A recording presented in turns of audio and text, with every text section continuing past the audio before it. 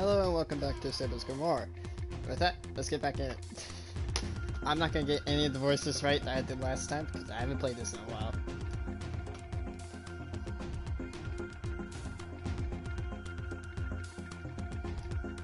Oh, why am I doing this? I have the resume button. I don't remember where the hell I left off in this walkthrough. With my first day at Andronima Academy behind me, I wake up bright and early, having slept for only a couple of hours through the night. Giving Tix's preference to sleep in her natural size rather than grow artificially and use a proper bed, I was able to read in my room for many hours after all. Having placed a blanket over the top of Nix's backpack so that no light would get in, I summoned my terminal. I then accessed the digitized books from the Academy's library and kept myself busy for many hours before succumbing to fatigue.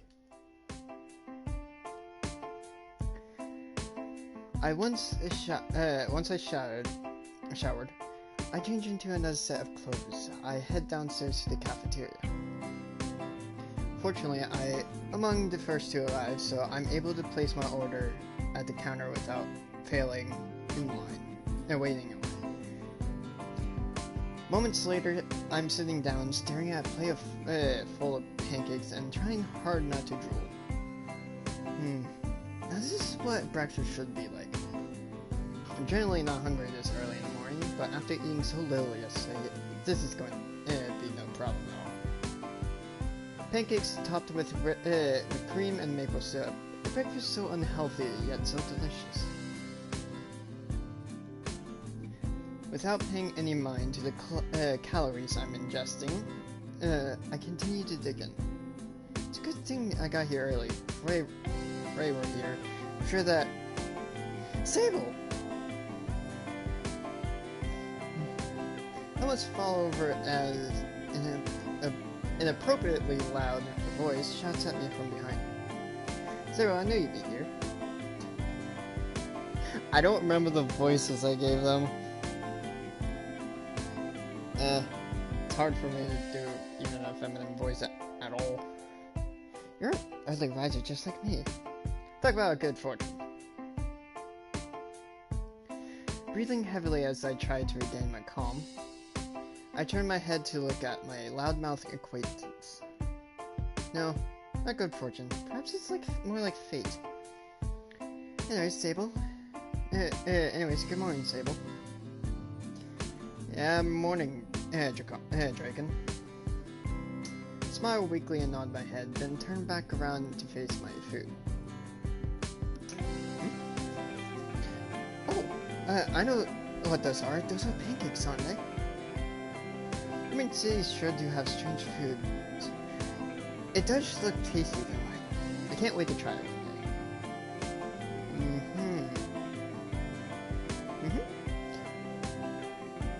Good food, good food. Hey, so listen.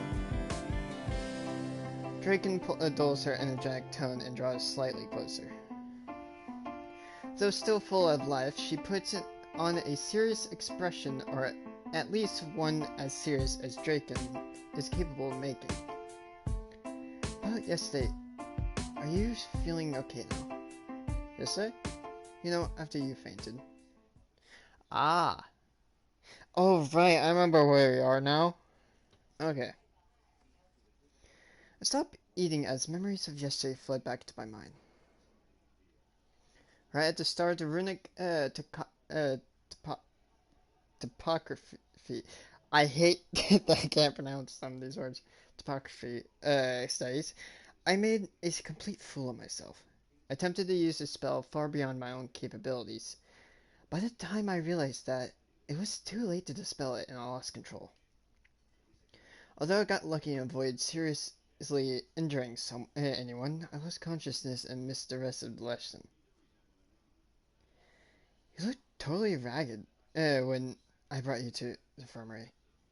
I wanted to stay with it until you woke up, but the angel lady told me I just get in the way. Ah, so you carried me there, did you? Sorry for troubling you like that, and... My lips quiver as I continue. I apologize for putting you in such great danger.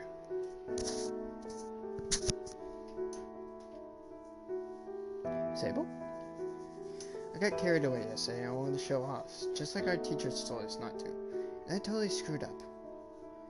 If you were someone else from our classes who were seriously injured or even killed, then I lowered my gaze as I think about what might have been.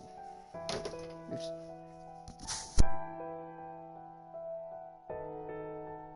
I'll be right back.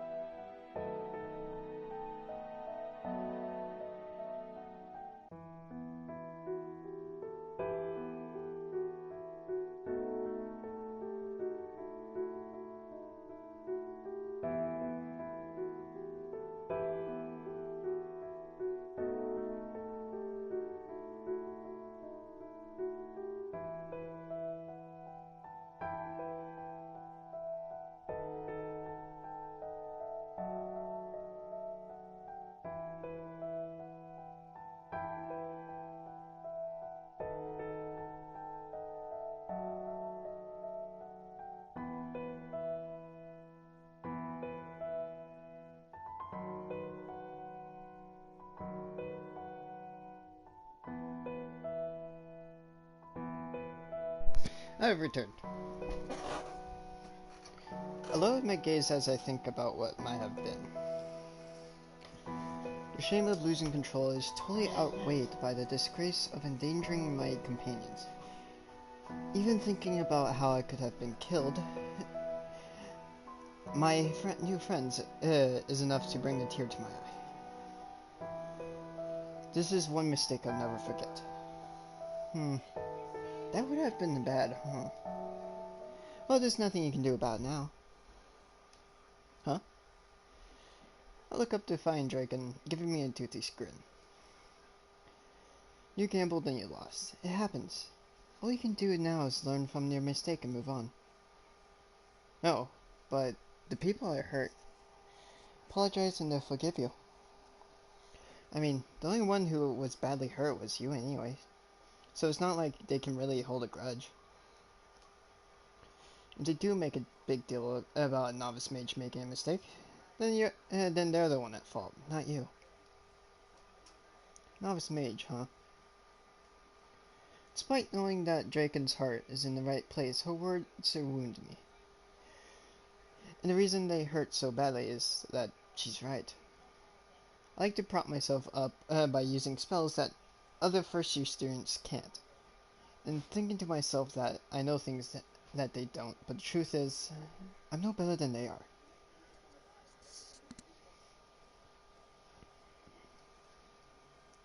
I'm a novice, beginner, a fledgling. I'm not the valedictorian, like Leisha. I don't wield the power of a half-dragon like Draken, or possess the experience of a senior student like Joru.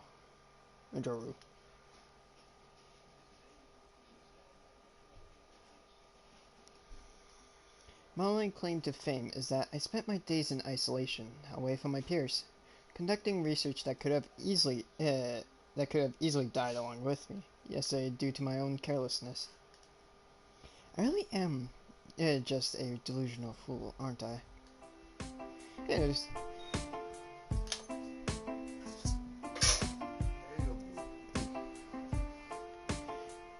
on to more important matters. The spell you used yesterday, Sable, what was that? It felt like spatial distortion magic, but the scale of what was extraordinary. No, yes, it is not. There's actual multiple characters. There's Draken, which is a half-dragon. There's an elf, Leisha. There's a Mandragora? Mandragora? What the hell? Plant lady thing. Which is F. There's, I forget how you pronounce it, but the mythical creature that has a very long neck. Which is, fuck, I don't remember her name. Wait, I have it right here. I gotta pull up the walkthrough.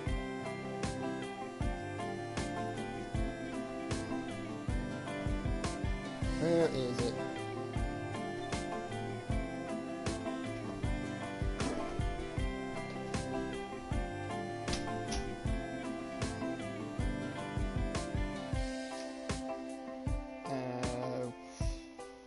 Ray. That's her name. Why did I forget that when that's one of my favorite characters from Paladins? And then there's, a pixie, or fairy, named Tix, and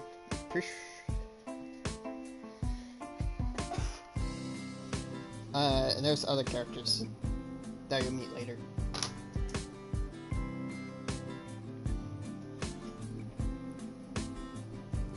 The scare was extraordinary. How did you do that? Oh, right. I fumble with my words as Draken coaxes me out of my self-loathing. It's a spell I made up called Call of the Abyss. Before you say anything, I know this is my name, but it's the best like that. Awesome! That's totally awesome. Call of the Abyss. Sounds like the finishing move of some supervillain. That's not really not what I was going for. How does it work? Is it some kind of special ability that only you can use? No, it's nothing like that. It's just an ordinary spatial distortion magic that tweaked a little bit. Tweaked? What do you mean? It's a bit difficult to explain properly. Put simply, I narrowed the scope of the spell and give it a precise direction in which to flow. I caused the spatial distortion magic to float into itself, repeatedly pulling itself towards a central point, thus forming a sphere which becomes more and more dense as I pour in the ether. Once I'm happy with the density, I quickly change the direction. So instead of pulling itself inward to maintain its spherical shape, the full force of the ball of magic is suddenly pushed in a single direction.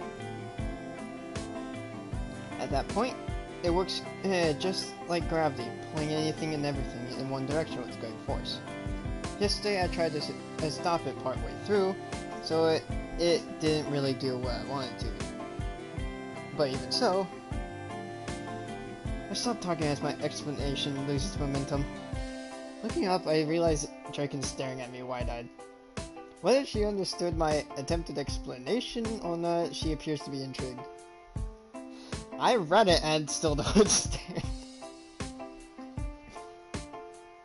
Wow, so that's how you did it, huh?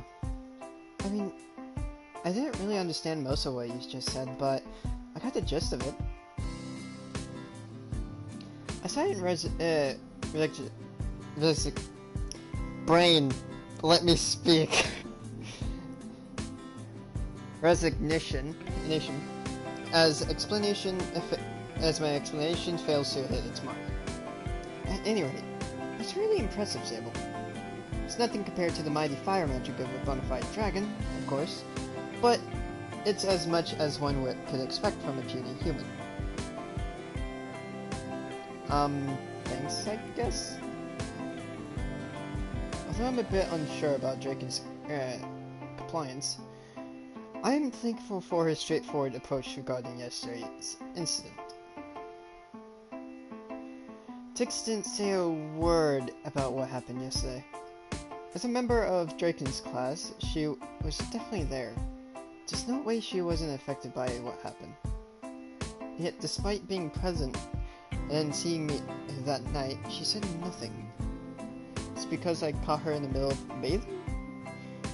It would be a pretty heavy conversation to have while relaxing in a hot shower. Or is that her way of being considered? Pardoning my roommate's silence, I sighed in defeat and returned to my pancakes. They gone cold. Oh, do you want me to? No. Thank you. Oh, okay. Come to think of it, I'm getting pretty hungry myself. I guess I could grab something to do. Huh. I'll be right back. Seeing me eat my cold pancakes, Draken heads over to the counter, which is still fairly vacant. She scans the menu left and right, looking over each item carefully as she tries to reach a decision. This might take a while. After eating breakfast with Draken, I head towards my classroom. I still have another 20 or so minutes before class will start, so I don't really need to enter the classroom just yet.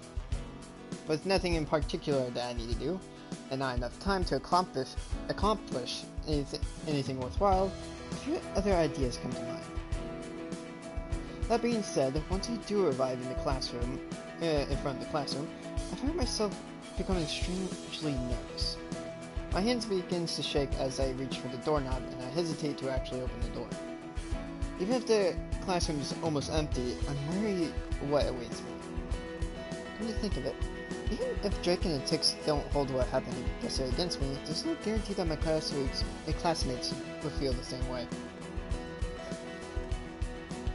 What if they hate me or fear me? I couldn't blame them if they did, and I can't say for sure that I wouldn't feel that way about someone who could have accidentally killed me. Will they stop bullying me? Or maybe that they'll just ignore me from now on. In any case, I'm definitely in for it. Sable!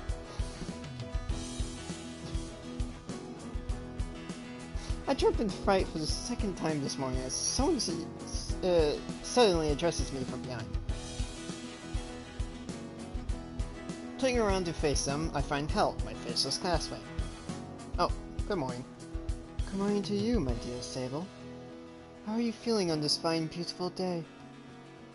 I forced a smile in response to Hel's, over-the-top greet.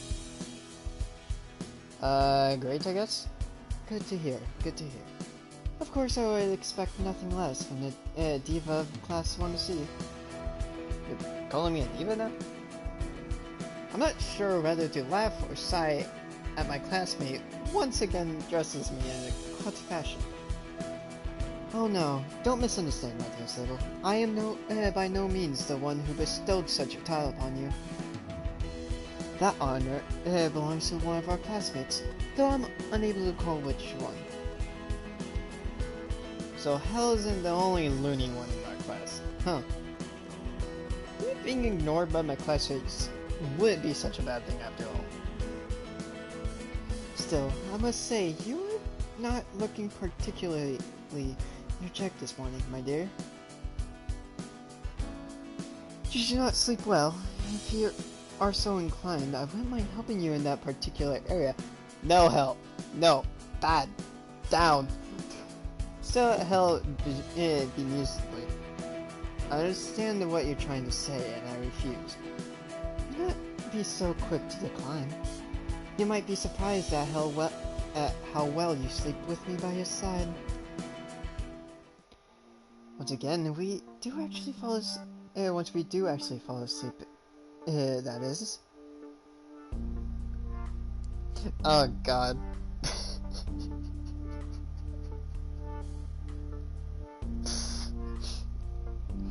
I look more closely at Hel's as she makes her appeal. Hel's blank face begins to warp. It is bestowed with eyes, a mouth, and all other of the contours and features one would expect. Her appeal skyrockets in an instant. The faceless, androgynous creature before me becomes a stunning young adult whose eyes are focused solely on me. Hel lets loose her illusions in full force, dialing up her charm in an attempt to snare the disillusioned party before her. Far be it from me to brag, but I am yet to find a companion unwilling to spend the night in my arms. If you are hesitant to act on impulse, don't be. Trust your instinct and throw caution to the wind. Accept my embrace, dear Sable, and know the touch of another being. No, that's okay. I'll continue to sleep alone, thank you.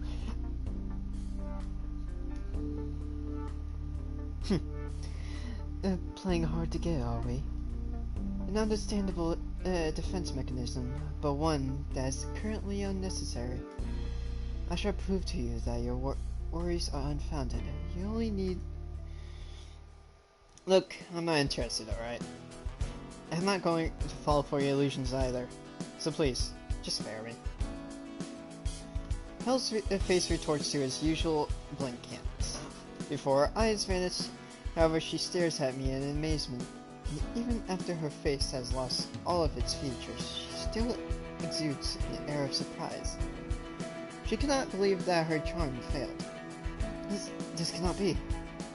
Not once, but twice now you have seen through my illusion. Oh yeah, do you really think the same trick will work the second time? Hel shakes her head. You don't understand. This time around, I gave it everything I had. Nobody can see through my illusion when it's that strong. Scratch the back of my head and smile admiringly. I'm not sure what to tell you, Hel. Maybe you're having a bad day. Once again, Hel shakes her head. I am thankful for your concern, but you need humor me. I have been bested as you did yesterday, my dear Sable. You have proven to me that you are my supreme. It was wrong to me to pursue you like that from the very beginning. It was my role to be conquered by you, not the other way around. Okay, great. Let's leave it at... Wait. What was that about conquering? Conquering? My words fall on deaf's ears as hell body shudders in the light. To be not the pursuer, but the pursued. As much as it pains me, I have no choice but to relinquish my role as a protagonist over to you, dear Sable. Nobody's doing any pursuing here. Indeed, I suppose there's little point in engaging in that particular thrill. You have already made me yours, ever since I saw your ability on display yesterday. I knew that my heart would belong to you. My ability? My mind flashes back to Runix, yesterday's Runix topography in class. Given that we're in the same class, Hel must know all about what happened yesterday. She's probably even more familiar with the situation than I am, since I lost consciousness partway through. No wait, if that's what Hel is talking about, then why would her heart belong to me? Throwing aside the absurdity of her pledging her heart over to her heart to me over something like that, the natural reaction would be to fear or despise me, wouldn't it? Maybe she's actually talking about how I broke her illusion. That would certainly make a lot more sense. Returning to reality, I posed to Hel a question. Hel, when you say you saw my ability on display, do you mean... I'm talking about your spatial displacement magic, of course. True. You impressed me by breaking my illusion so quickly, but it was your role in yesterday's class that truly caught my eye. And surely enough, I am not the only one, hence your title of Diva. Trying not to focus on my new title, I wondered Hel's words for a moment. Contrary to my expectations, she made it sound like my popularity has actually gone up, not down. That my classmates were impressed by yesterday's display, rather than infuriated. Hel appears to notice my confusion. What's the matter, Sable? Do you not like your new title? It's not that, I mean, I really don't like my new title, but that isn't what's bothering me. Then what is? Difficult though it may be to read a person with no face, I sense no malice in Hel's reply. She appears to be genuinely unsure of why I'm unsettled. Hel, were you angry about yesterday? I mean, I basically attacked our entire class and... No. Say no more, dear Sable. To call such a divine spectacle on an attack does it no justice. In fact, it is an insult to those of us in whom awe was inspired. On your first day at the academy, you went against our teacher's clear instructions and showed off a large-scale spell which spread even beyond the courtyard. If that is not an action worthy of praise, then I do not know what is. Hold on a minute. It spread that far? I thought I contained it to the courtyard. You're too impressive for your own good, it seems. No, having my spell expand beyond the expected parameters isn't impressive. It's the exact opposite. This whole situation is embarrassing beyond belief. I sigh and shake my head. Never mind. I'm just glad that you were hurt. As long as everyone pulled through unscathed, that's all that matters. While trying to convince myself that the safety of my classmates is paramount, I head to the classroom, followed closely by Hel. The few students present all turn to face me, one after another. Those who don't immediately notice my presence are warned by their friends, and soon redirect their gazes. Wow, that hurt. Before long, everyone present is staring at me. Uh, good morning, everyone. I nervously wave at my classmates who have become dead silent. They all stare at me, wide-eyed, as if looking at ghosts. I understand that you are all awestruck, but it's rude to stare at your esteemed diva so intently without saying a word. Will you not return Sable's greeting? At Hell's prompt, my classmates jump in surprise as though they've only just realized what they're doing. One after another, they adopt smiles on their faces and begin to wave, offering a non-verbal greeting before finally taking their eyes off me. Seeing this, I'm speechless. How pitiful. They're so captivated that they cannot even greet you properly. Please forgive their rude behavior, Sable. I am sure they will sing your praises in the near future. It's ridiculous as I find Hell's assertion. She's right about one thing. My classmates don't appear to hate me. If anything, they all seem to be curious. Yesterday's spectacle, no matter how dangerous or embarrassing it was, put me front and center. It gave everyone a chance to see my face, hear my name, and for themselves a power many couldn't wield themselves. It may not have made me a diva, despite Hell proclaiming otherwise, but it did garner attention, and it helped me to make a powerful impression. The classroom slowly fills with students as the start of our lesson draws near. Most of my classmates glance around the room as they enter. They scan the classroom for my face, and upon making eye contact, most of them will wave or smile. Just like the initial batch of students, none of them have showed any malice. They aren't willing to walk over to my desk and talk to me, but their curiosity is evident nonetheless. Not one of them shows a sour expression. Is this what it's like to be popular? Everyone knows who I am, even though I barely know any of them. They all recognize me and smile at me, yet they don't know the first thing about me. It's a bit unsettling to be stared at and talked about, but I can't say I dislike it. I just wish I made an expression by succeeding in an attempt, rather than drawing in gazes as the person who attacked the entire class. Conflicted, I sighed out loud as I lowered my torso onto my desk. What everyone else finds interesting, I find embarrassing. And yet, at the same time, I'm relieved that nobody hates me.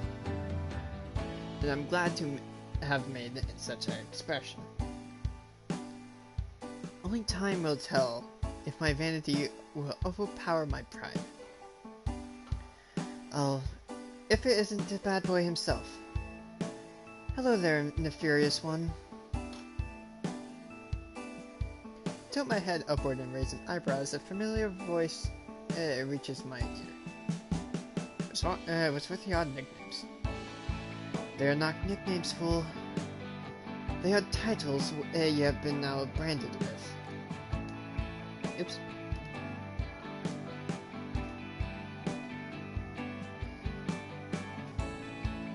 I intended to use them in a slanderous manner, but I suppose one such as yourself might wear those titles with pride. One such as myself? What are you talking about? Nope, before that, why would you intend to slander me? What did I do to you? Alicia narrows her gaze and stares at me, clearly bemused. Not just me, it's what you did to this entire class. Ah. Common sense finally catches up with me. After being praised for my deeds yesterday, and told that they were nothing to be ashamed of, I'd begun to think that I was the only one who viewed them in a negative light. However, it seems that Alicia, the valedictorian of my grade, is of a similar opinion to my own. To be perfectly blunt, I am disappointed in you, Sable. I had thought you had to be a talented yet reserved individual who adhered to the rules and took pride in their work. But as it turns out, you're little more than a show-off who doesn't know their own limits. Alicia's words sting.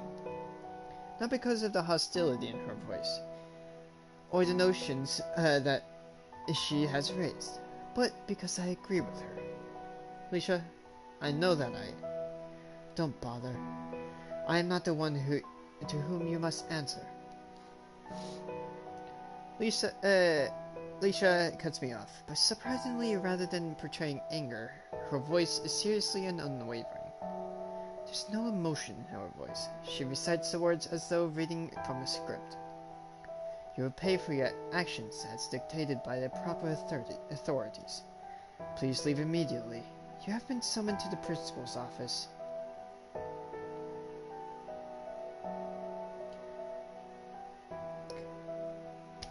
Eos, you get to meet one of my favorite characters in this game.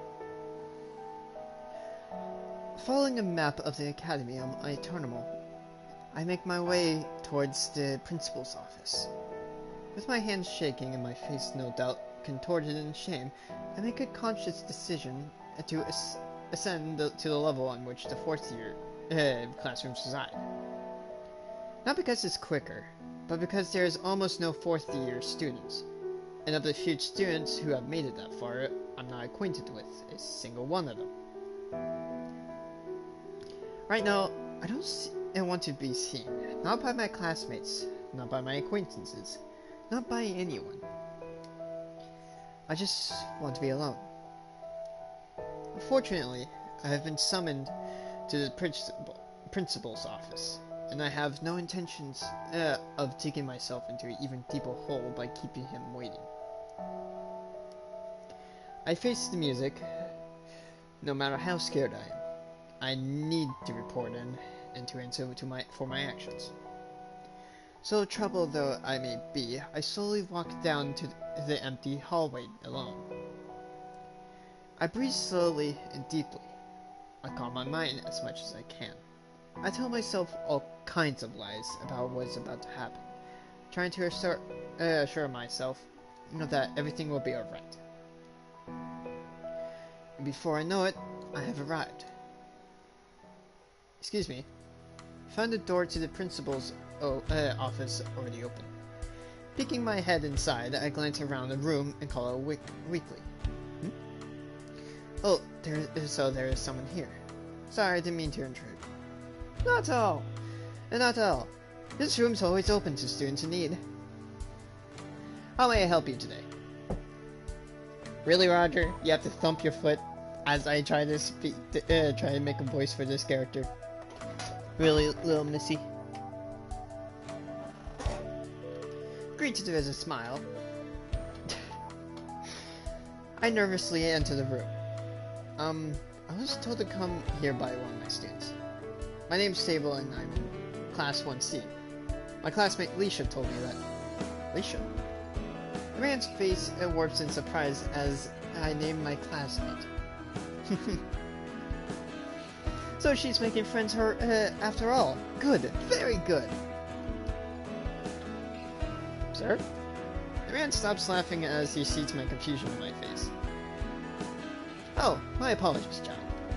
When you called her Alicia, I assumed you were close enough for her to tell you of our relationship before sending you over here. But at last, it would seem that particular honor belongs to me after all. My name is Ein, or at least that's what you humans call me. I am the principal of this academy, and as her classmate, you may be interesting in knowing that I am Alicia's father. Pleased to meet you, Sable. I still wide at Ein as I process his words. Alicia's father is the principal? It explains her inflexible and uptight personality, does it not? No, you don't have an uptight personality. Or so I like to say, but the truth is, I don't know where she gets that attitude of hers from. Not that I'm complaining or anything. Alicia's a good girl. She may not be adept at making friends, but please do not fault her for that. Yeah, sure. Surprised by the principal's words, I smile widely. At any rate, sir, about the reason why it was called here. Oh, yes, I suppose we do need to speak about that, don't we? Please close the door. There are some rather serious matters for us to discuss. Doing as the principal says, I close the door to his office and present myself before him once more. Despite his Sable, I think, personality and warm greeting, Ein adopts a rather serious expression as the reason for my summons comes to mind. Taking his time, Ein slowly mulls over the matter of hand. After thinking in silence for a while, his eyes open wide as he spots me, as though he only just remembered that I'm present. After coughing in embarrassment a couple of times, the principal fixes his gaze on my face and addresses me properly. Now then, what to do with you? To your credit, it's clear that you didn't mean any harm. And from what I hear, the spell did go out of control. You took all the damage onto yourself in order to spare your classmates. On the other hand, deliberately disobeyed your teacher. You allowed your pride to influence your actions. As a result, you put your classmates in danger. Given the circumstances, please understand that I cannot simply let you off with a warning, even though you are a new student. I bow my head silently. I already prepared myself for the worst case scenario, and I won't hold a principal's decision against him. Seeing this resignation on my face, the principal appears to comprehend my thoughts. So he made peace with the fact that the expulsion's on the table right now. True, it wouldn't be unheard of for a student to be expelled in this kind of situation. We tolerate a lot at this academy, seeing as how most of our students are teenagers yet to understand their own powers, but when it comes to the safety of other students, we cannot afford such leniency. The principal walks over to the cabinet on the side of the room. He then pulls out an orange bangle, closes the cabinet, and returns to my side. Here. Ein places the orange bangle on my left wrist. My arm starts to feel weak as though the bangle touches my skin. This weakness quickly spreads to the rest of my body, and it soon feels as though my energy has been sucked out. The ether stored within my body has almost been depleted. This bangle is a magical artifact made of fossilized tree resin from a mystical oak tree in my home village. It has the effect of... Whoa. Hang on a second. You're telling me this is a magical artifact? I interrupt the principal as I gaze at the supposed magical artifact in surprise, somewhat skeptical of what he has just told me. This can't really be a magical artifact, can it?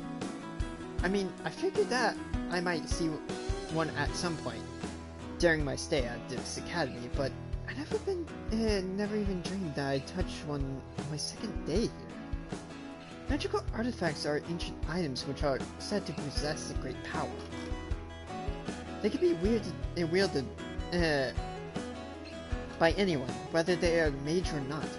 They require no fuel or other stimulus. No human being alive knows what how they're made. And there seem to be very few of them around, so they're always in high demand. Furthermore, they are often misidentified in many cases. Suppose magical artifacts turn out to be magic-imbued objects, or plain old magical tools. It's just an easy mistake to make. But considering how rare and valuable magical artifacts are, It's a mistake which could cost the collector dearly. Magic-imbued objects often appear naturally in ether-dense areas. Their power is so limited, and they become worthless when removed from their ideal environment. Magical tools are man-made items. They facilitate the casting of particular spells, yet they possess no power of their own. Compared to those common, reproducible objects with limited usefulness, magical artifacts are infinitely more valuable. Needless to say, such treasure would ordinarily be far beyond the reach of a mere student like me. Amazing. I've never seen a real magical artifact before. Oh, shit. Oh, so you'll be doing more than simply looking at it. Though I suspect you won't be too pleased by it. This is an artifact which absorbs ether at a phenomenal rate. Furthermore, once it has been placed on a person's wrist, it can only be removed by the one who put it there. Ein removes his hands from the bangle, causing it to fall limp on my wrist. The bangle immediately shrinks. It is. I love the soundtrack to this game. Immediately shrinks, making it difficult to remove through typical means. More worryingly, it then begins to float around my wrist, locking onto my ether signature. I've become its host, or rather its victim. Your punishment for yesterday's mishap is to wear this bangle until I decide otherwise. Needless to say, Alicia and your teachers and your other classmates will all be keeping an eye on you. It'll be their testimonies that ultimately decide whether or not that bangle is removed. My excitement and enthusiasm from a moment ago disappeared in a heartbeat as I looked down at the amber bangle on my wrist. This may be the first magical artifact I've ever seen, but that doesn't mean this is cause for celebration. This is not a reward, it is a punishment. The one that I rightly deserve. I'm sure I'll get used to the drain soon enough, but for now, I don't feel too good. It's like all the strength is rapidly leaving my body. Forget about using spatial displacement magic. Right now I can barely even clench my fist. Coming to terms with my situation a tad later than I should have, I cast my gaze towards the floor. That being said, if you decide you'd rather quit this academy than live here with that trinket on your wrist, I will accept your resignation. No, I'm not going to quit. I will accept this punishment. I raise my head and look Ein in the eye. If this is the price I must pay for my actions, then so be it. I'm glad to hear that. This incident had me wondering what kind of person you were. But I suppose you are able to become friends with Leisha. You must be an upstanding youth after all. I look forward to hearing good things about you from now on, Sable. Ein walks over to the closed door and begins to open it. Wait, one question if I may. Yes? Am I? Ein slowly turns around as I think about how to word my question. I know this seems like a trivial concern, considering what's at stake here, but if my ether is continuously sucked dry, how will I participate in practical lessons? I don't want my grades to plummet because of this. Your grades? You're worried about your grades at a time like this. Oh dear. No wonder you get along with my daughter. The principal laughs out loud as I voice my concern. I know it's hardly the most pressing issue here, and I really shouldn't be pushing my luck, given that my punishment is so tame. But even so, relax, child.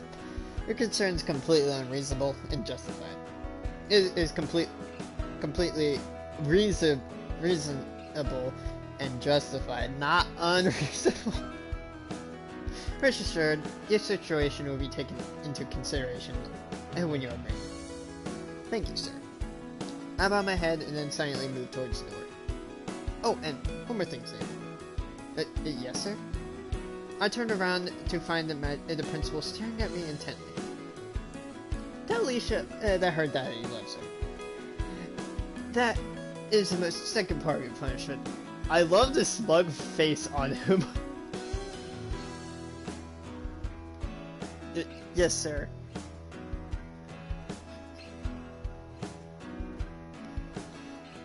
Confused and dumbfounded, yet ultimately relieved, more relieved than I had been when I walked into the principal's office.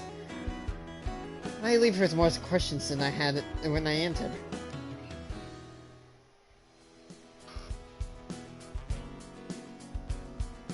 After returning to my classroom, I failed to take notice of the lesson at hand. Instead, I spent the entire time trying to hide the bangle on my wrist, wondering how my life would be impacted henceforth.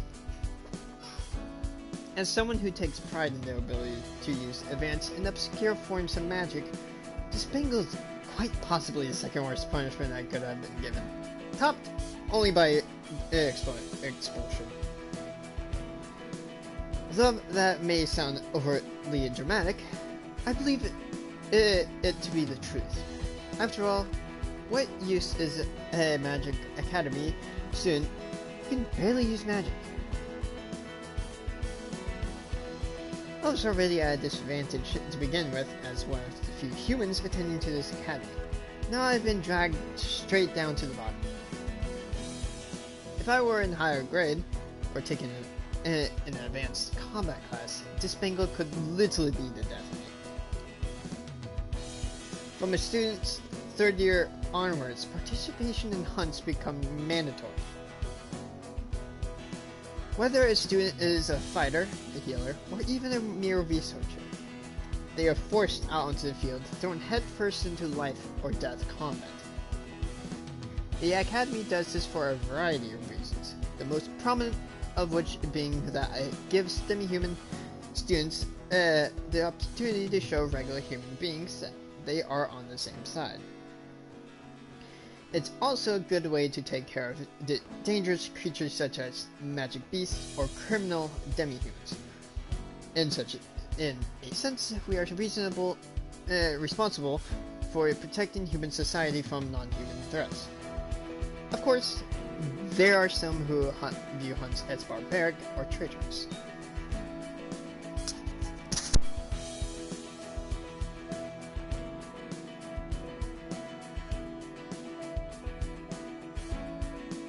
Give me 1 second.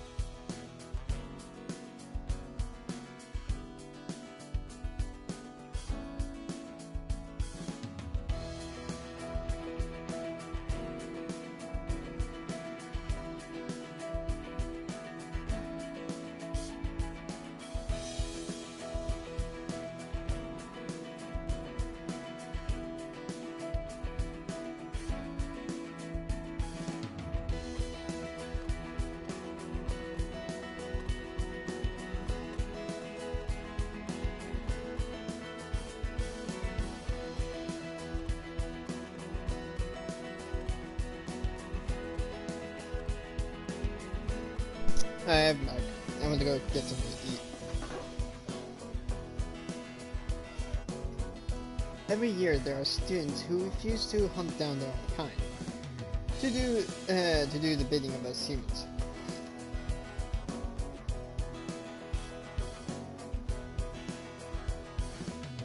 Unfortunately, what awaits those students is, without exception, expulsion. We are given no leeway when it comes to hunts. Not on who we go with, on what we're hunting, or the conditions of the hunt itself. It is a lot for mere students to take in. Every year there are many who perish or wind up getting expelled. Yet, year after year, the hunt continues.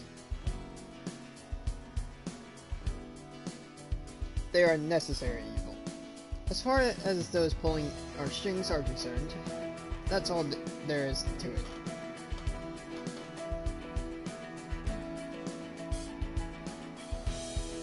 Perhaps I should leave the academy after my second year at Andromeda.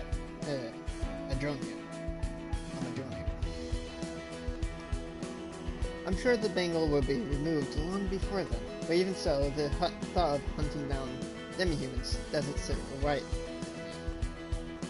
I want to be a researcher, not a mercenary.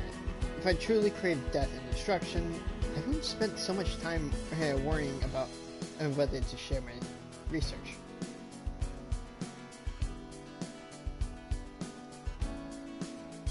To have my research weaponized, or to stand on the front lines myself. Seems that no matter which path I take, the militarization of magic is going to haunt me.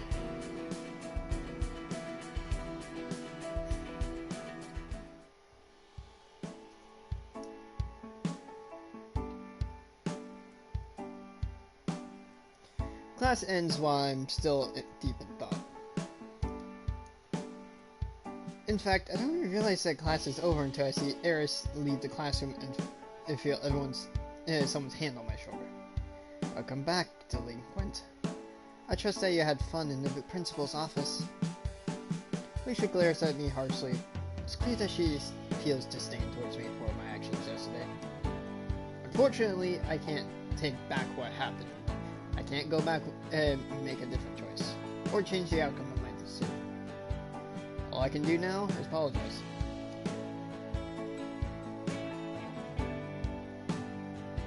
I'm sorry, Alicia. Even without your father telling me so, I know how badly I messed up. While I don't require any apology from the likes of you, I'm glad to hear that you have realized the error of your ways. And equally as important, it seems that the principal has taken appropriate measures to ensure that such an incident does not occur once more. Despite my efforts to conceal the amber bangle on my wrist, Alicia knows its presence immediately. Yes, this is my punishment. Indeed, do you think that my soft-hearted father is capable of such cruelty? I gotta go pull open the walkthrough.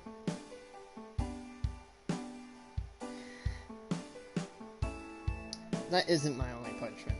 I agree that it's fitting, but his other punishment, I'm not so sure about. Other punishment? Surely that bangle's punishment enough. What could you possibly expect from you on top of that? I took a look Alicia straight in the eye. With a serious tone of voice, I deliver the principal's message. Daddy loves you, Alicia.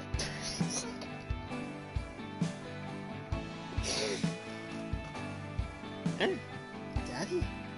Oh, I understand. Surprising unfazed, Alicia doesn't appear to be embarrassed in the slightest.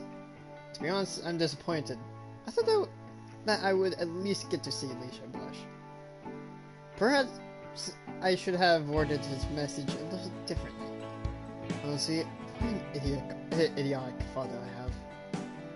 To actually use a student as his personal messenger, and for such a pointless message, kind of principal would abuse his authority like that?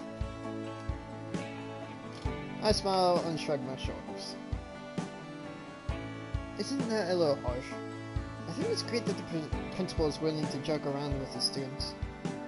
Assuming that your first time meeting my father, I suppose it's natural for you to think that way. But when you've known him as long as I have, his attitude becomes quite tiresome. Alicia sighs once more, and then stares directly into my eyes. I apologize for my father's conduct. To actually order you to deliver that carbon message, or after giving you such a cruel punishment. Alicia's gaze lowers to the bangle on my wrist.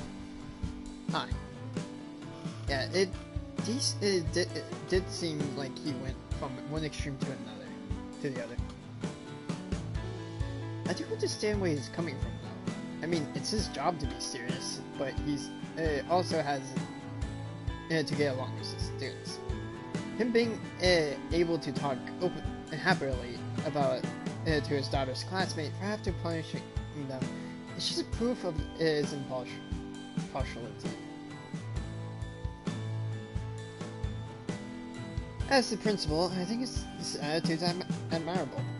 Alicia stares at me in amazement for a moment. You admire my father? Even after he put that bangle on you? Absolutely.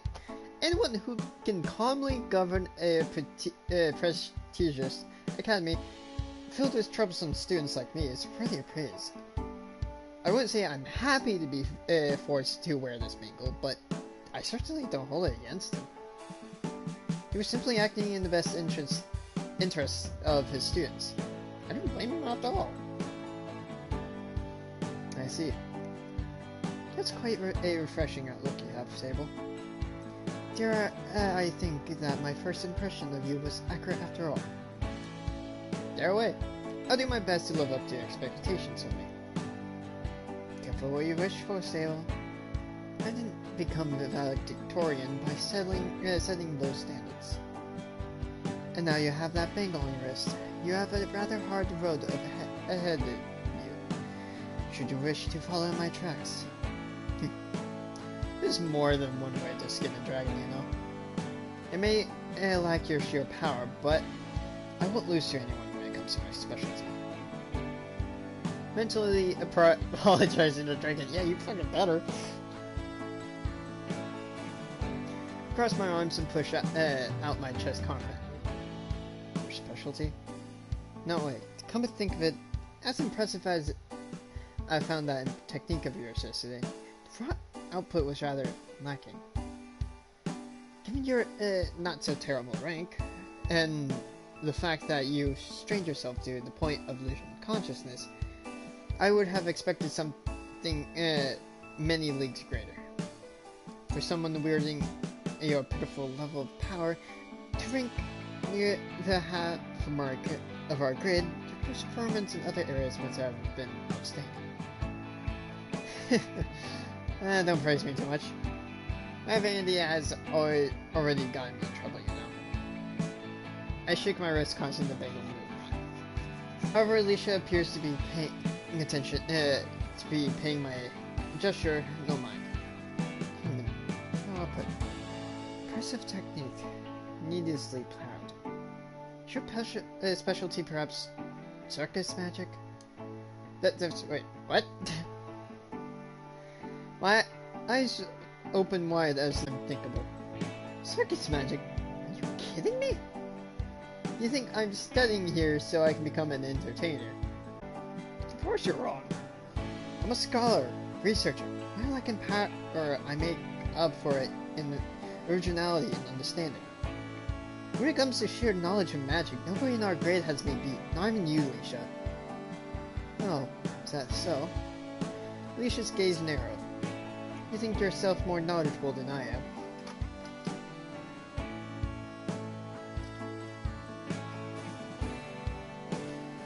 A mere human who cannot even control their own spell would dare compare themselves to a mighty elf. Act as hotly as you like. If it's a competition of magic knowledge, I'm confident I can take you on. You have a lot of nerve, human. Very well. If you truly believe in your own hype, then I invite you to prove yourself. Prove myself? Wait a minute. You don't mean... I do indeed. After saying so much, surely you won't back out.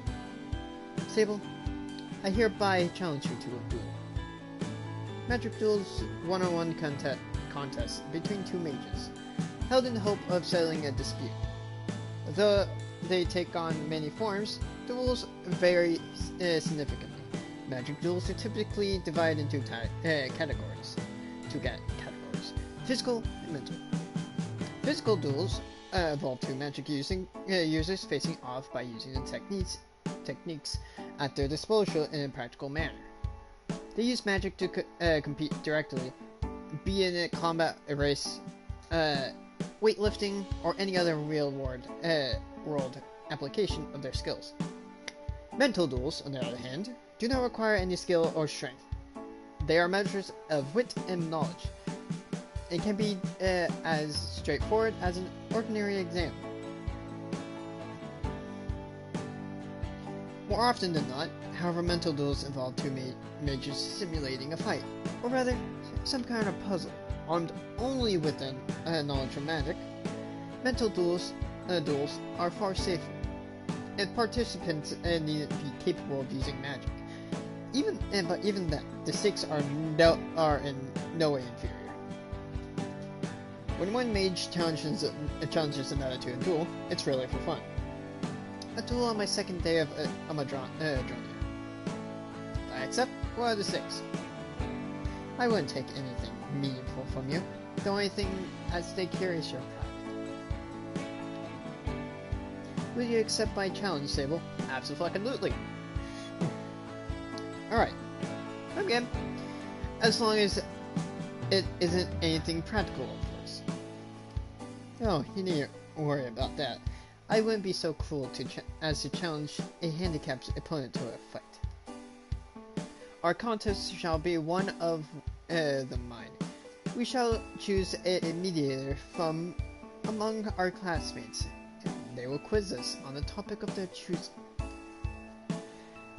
Do you find those conditions to be acceptable? Absolutely.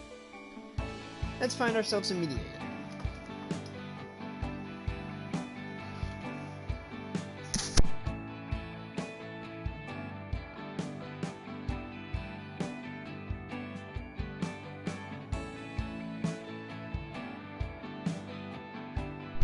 I walk around the room trying to find someone willing to help out. Most of our classmates have already left the room, and our teacher was the first to leave, so finding someone both suitable and willing proves difficult. Fortunately, there is one person who I can count on. A battle of the minds between the diva of Class 1C and our grades valedictorian. Of course, I would be honored to be mediated. Perfect, thank you, Al. Any objections, Leisha? Not at all. I am ready to proceed whenever you are. Same here. I guess that means it's time, Al. Understood. In that case, we will begin momentarily. This will be a simple test of basic general knowledge. There will be 6 questions. In the event of a tie, there will be no tiebreaker. Basic general knowledge. You asked the two of us such rudimentary questions. This would turn to a mere contest of speed in no time. Please have consideration for the one asking the questions. Though I may be to admit this, I am arguably a one-trick pony. If you ask me for a more difficult subject matter, it is not as though I am an expert myself. It's fine. General knowledge would do. This can be a battle to see who's more quick-witted. That's okay with you, isn't it, Lucia? I suppose there is a merit in such contests. Very well. I will play along. Thank you. Okay. Are you both ready? Leisha and I both immediately tense up as we nod. Then, without further ado, When two or more mages simultaneously cast the same combination magic. You are correct, but please wait until I finish asking the question next time. Leisha narrows her eyes in displeasure, but otherwise it makes no fuss. Just like that, it's 1-0 in Leisha's favor. Now then, on to the next question. What is the name given to the recording of a mage's 5 senses? Such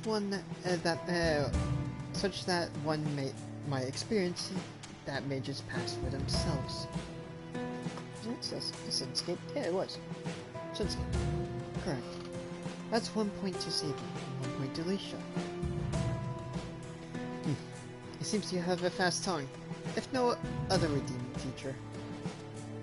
Mr. Valedictorian, please refrain sexual harassment until the duel's over. Okay then. Sexual harassment? No, I didn't mean it like that. You're the one with the filthy mind, not I. Leisha, hell's just teasing you. I think. Either way, can we please get back to the duel? If you say so, dear. Question 3. Amadronia Academy was founded on which premise? That all nationalities, species, and social classes are equally entitled to and in need of proper guidance in the art of magic, should they display such an aptitude. Correct? Boo! No fair! Your father's a principal. You heard that dribble since before you could walk. Be that as it may,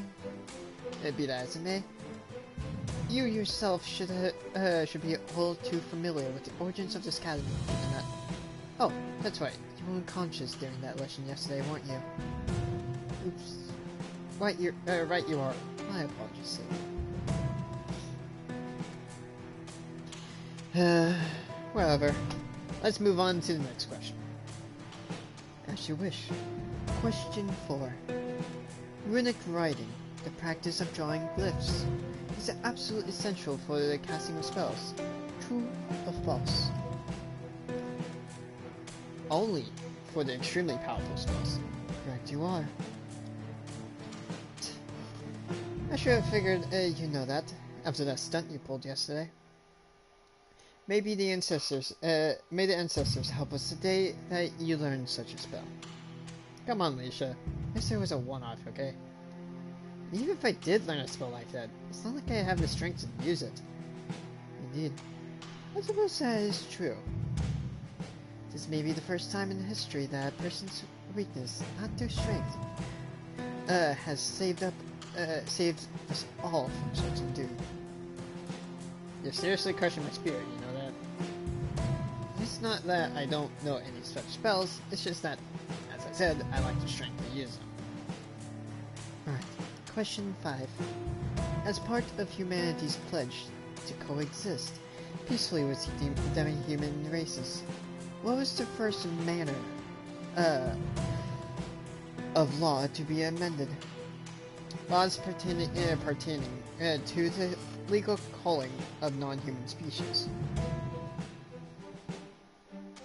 The deaths of demi-humans are now treated in a similar manner of those of humans.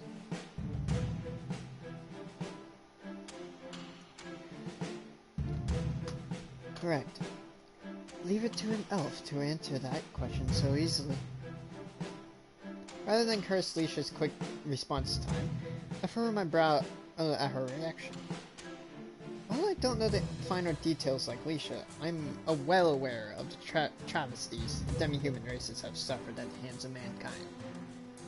Considering our checkered past, it amazes me that interspecies institutions such as Amadronia even exist. But anyway, onto the final question. There are many demi-human races which are female only. Those races must all mate with human beings in order to survive as a species. True or false? not all females only species. I'm surprised you knew that. Many humans think that the world revolves around their race alone, and that all of us demi-humans will die out without them. Indeed. While that is true for some races, it's by no means a universal truth. Humans need to learn their place. I get it. Humans are conceited. Can we please just move along? Hel stands up straight and faces Leisha as she prepares to announce the result of our duel. Being a contest with so few questions, however, there's really no need. The result is obvious to all three of us. Hey look, I got an achievement called Nerd. Having each answered the three questions correctly, two of you are a tie. In accordance to Academy regulations, it is up to the duel mediator to decide how to proceed in the event of a tie. And as I stated before we began, there will be no tiebreaker.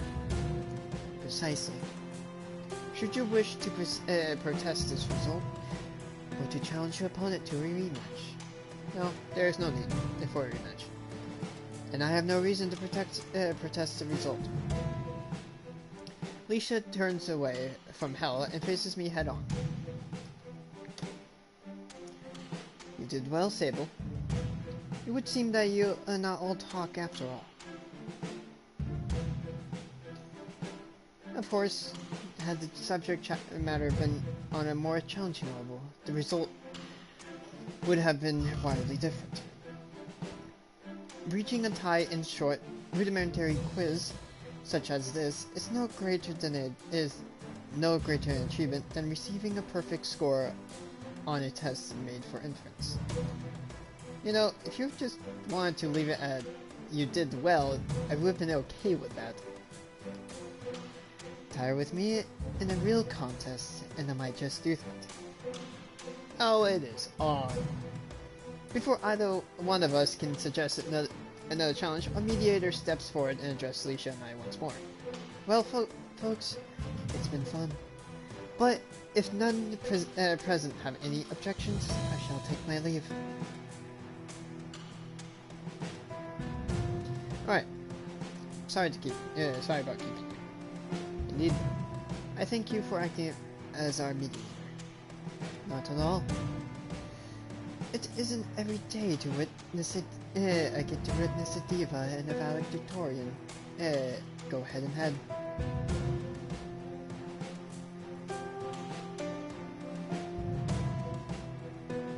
And on that note, I shall bid you adieu. Hel bows and takes her leave, hurrying out of the classroom with less composure than she displayed a moment ago.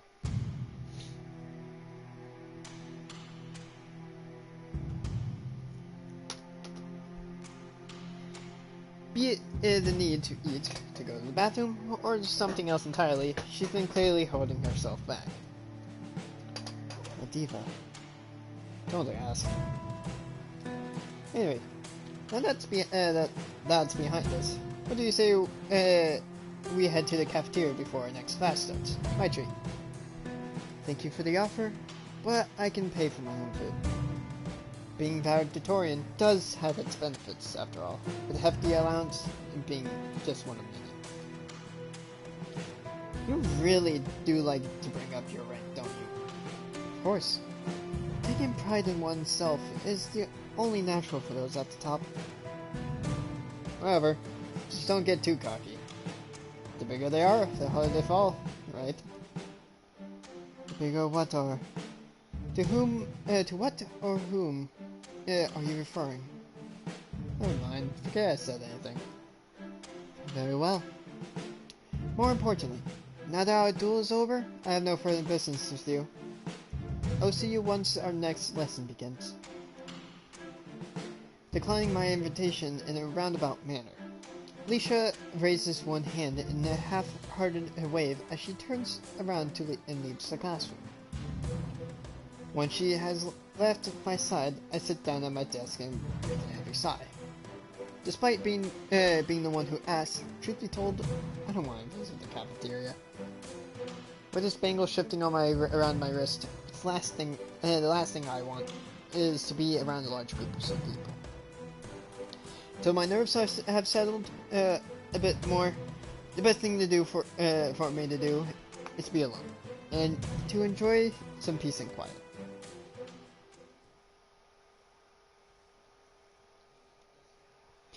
After enjoying modicum of solitude, I am gradually reunited with my classmates. The classroom fills with students, all slowly trudging to their desks, until finally, as the last one to return, Eris shows up. Alright, kiddies, prick up your ears for a moment.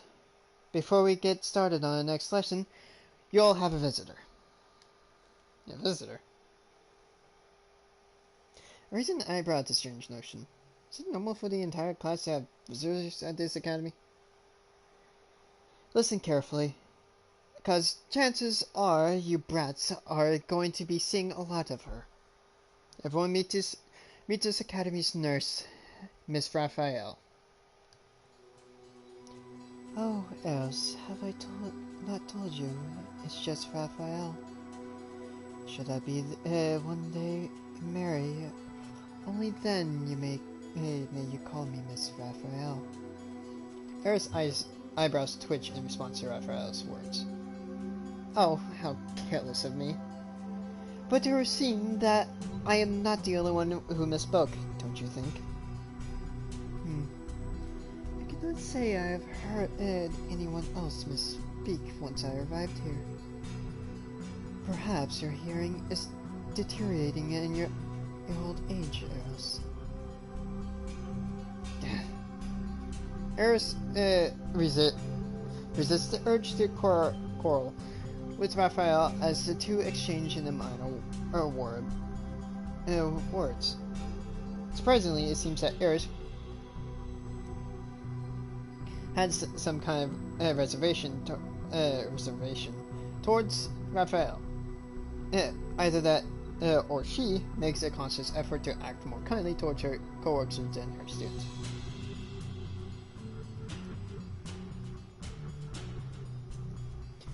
Moving along.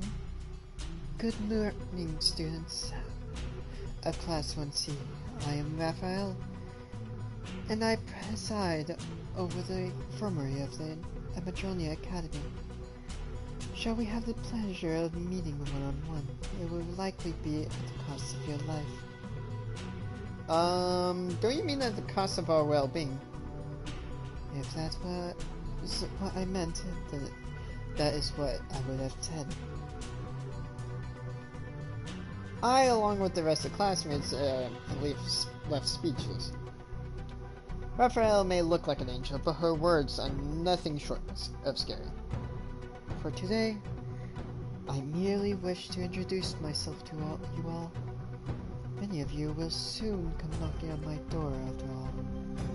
So I feel it is important that you prepare yourselves for our imminent reunion. Should you prove to be talented in spiritual magic, however, we may yet see one another outside the eternal abyss. Though, looking around this classroom, I doubt any of you meet that criteria. Leisha grimaces at Raphael's joyful yet harsh words. Leisha may be an outstanding student in most areas, but she is notably worse at spiritual magic than she is at other types of magic. For someone so full of pride, hearing a teacher mock their lack of ability must be embarrassing. Come to think of it, Ray is talented in spiritual magic, isn't she? Perhaps not on the same level as Raphael, but she's still leagues ahead of Leisha and I. Cool though it may be for me to say this, Ray apparently has has one redeeming subject. Well, I have said all I intended to. Should any of you develop an aptitude for spiritual magic, we may meet again once you reach your 3rd year at this academy. If not, then I look forward to guiding your soul as it departs from this wretched world. Leaving the entire class dead silent, Raphael departs with a scary smile on her face. All of a sudden, I wish from the bottom of my heart that I never need to visit the infirmary ever again.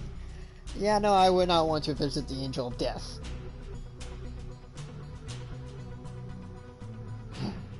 What a troublemaker. I'll warn you right now, kids. Don't get involved with that woman. She may call herself an angel, but she doesn't tell people that she's actually an angel of death. She healed one time too many, and you'll never leave the infirmary ever again. Eris's demeanor is completely different than usual. Her voice is serious, as is her expression, thus giving us all a sense that her warning is not a joke. Eris truly does believe that Raphael is an angel of death. Anyways, now with that shitty angel gone, let's get to work. First step is... Eris' face contorts as she realizes which class we're about to take. Maybe I should call that sketchy angel back after all.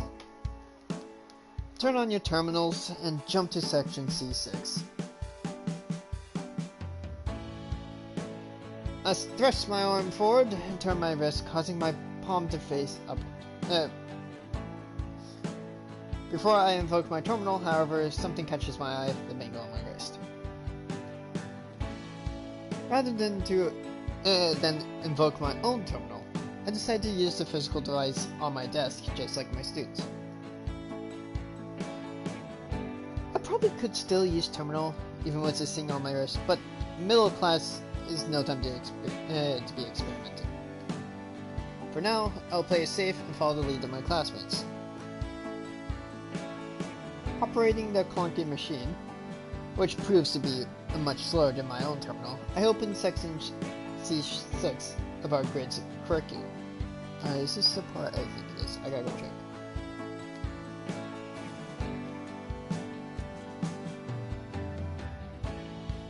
Ow.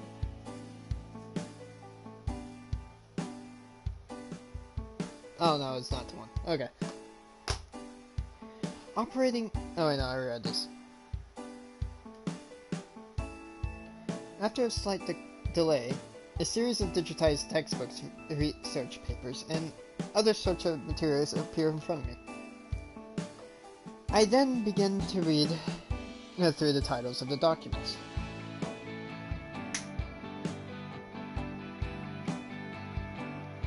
Let's see. The history of man and elf, Mantigoras, plant or animal. A simulation of the silicone-based lifeforms into human society. Oh, I know what the subject this is. My lips naturally begin to curl up into a smile. As I look around the class, however, I realize that my classmates, don't share my enthusiasm. Seriously, we actually have to study this junk?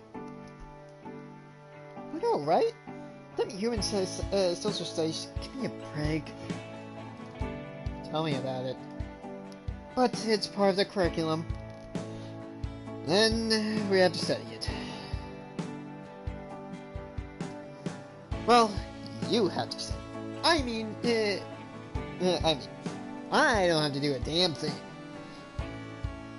Ignoring my teacher's irresponsible remark, I open one of the textbooks and begin to flip through its pages.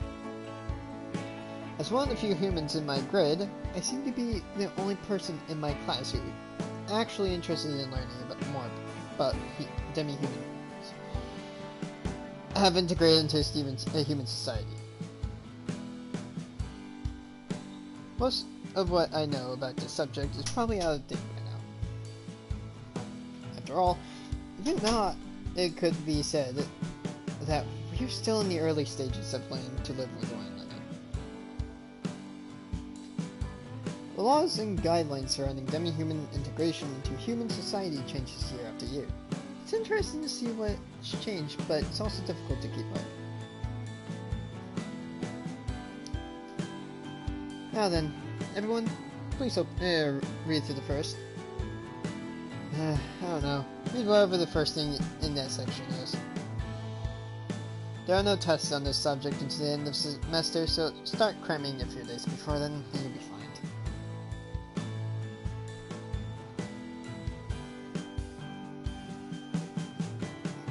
I need to get a drink of water.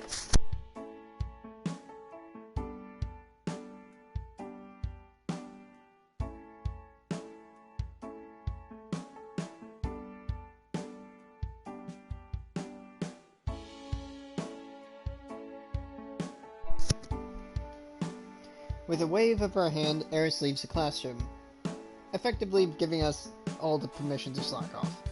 Unlike the rest of my classmates, however, I keep the physical terminal in front of me turned on.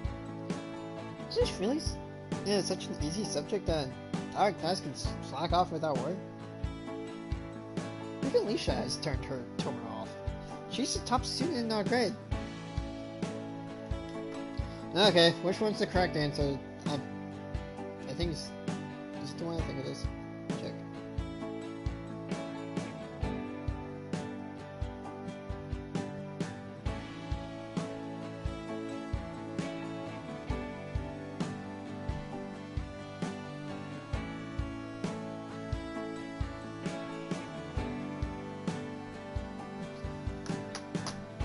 Okay, it's this one. Deciding not to follow the footsteps of my classmates, I opened one of the prescribed texts, namely, the history of man and elf. Oh, I know why I need to read this one. Okay.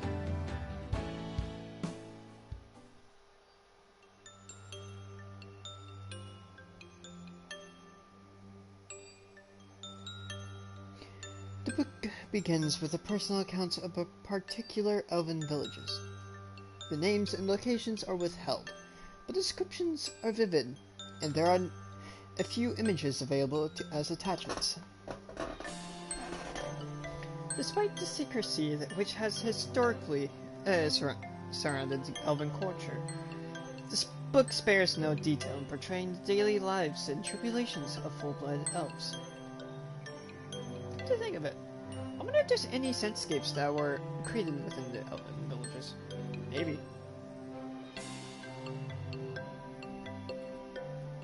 Never seen one before, but surely one exists, right? The book goes on to recount a moment which many consider to be the turning point of the relationship between humans and elves.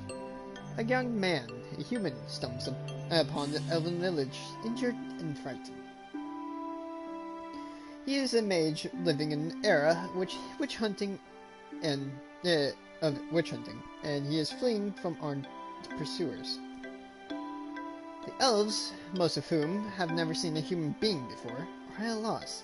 They cannot understand the young man's words, nor do they have any idea what to do with him. And so, they take him to to their leader, the only elf in their village capable of speaking any human languages. It is at this point, the book, that the author admits to being the very leader he is fighting about. This book was written by an elf? I suppose that's only natural, considering the context of this book so far. Who else would have that kind of inside information? The elves, though uncertain about a young man, trust in their leader's judgment and allowed him to stay in the village. Over the next few days, the young man's wounds are treated, and he is taught about life in the village. Before he can grow too complacent, however, the witch hunters finally catch up. They track his bloody footsteps to the elven village and waste no time before breaching its borders. Without regard for the occupants of the village, the hunters call out to the young man, brandishing sword and spear as they threaten violence. They tell the villagers, who don't speak a word of human tongue, that they want the head of a human staying with them, and that if they don't comply, the village will be burned to the ground. The young man, thankful for the treatment of the villagers, despite their fear of him, stepped forward. He can't allow these poor elves to suffer for his supposed sins. If his head is the only one they want, then so be it. But before he can face his pursuers, the young man feels something clasp his shoulder. He turns around to find the village leader smiling at him, and listens to the elf's surprisingly fluent English one more time. Worry not, son man. We elves may cherish peace, but we are by no means weak. In this village, those men are not hunters, they are prey. What follows is a scene of carnage as the village leader tells his friends and family that the hunters are their enemy. Before he can even finish telling them how the hunters threaten to burn down their village, the elves have readied their spells. Without hesitation or remorse, the elves unleash wave after wave of small-scale destruction magic. Arrows of ice, whipline vines, and even plain old arrows launched by those untrained in magic. All manner of hell rains down upon the hunters, and before they can even blink, the massacre has ended. I'll stop reading before I get immersed in the book any further. Without me realizing it, a fair amount of time has passed, and I know that if I keep reading, I'll likely wind up missing the start of my next class. Phew, that was really something. I've heard the basics of how relations between humans and elves began, but I never bothered to learn the finer details.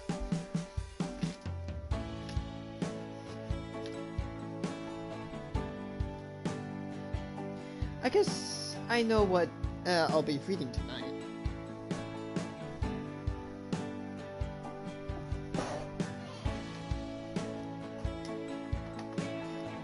At the end of the class draws near, fewer and fewer students remain. By now, there are only a handful of us left, and those of us that are still present, I am the only one with the terminal open. Be that as it may, I'm not studying. At this point, I'm not even looking at the terminal itself. Instead, my gaze is fixed on my wrist. If it's now, with the few students present, it should be fine to test this out, right? Having used the physical terminal lesson, I've grown tired of the revolutionary yet imperfect technology. While it may be an amazing feat of engineering, oh my arm, physical terminals have issues with latency and flickering when the spell terminal does not. This is to be expected, given how the devices work. Contrary to the beliefs of many, physical terminals aren't actually magical in any way. They're just plain old magical tools, like any other. They simply react to input from mages in predefined ways, much like the locks in our rooms. We inject ether into the devices. They send us instructions. We follow those instructions to cast a spell, projecting the results onto the screen. Press a button on the screen, and the device sends new instructions to the mage. The mage follows those instructions, casts another spell, and projects the results once more.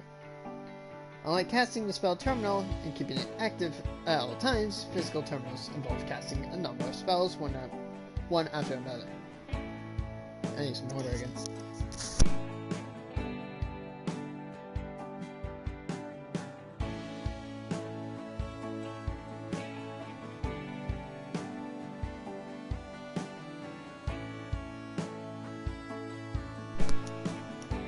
this spell being quickly cut off, the results being displayed on the device, the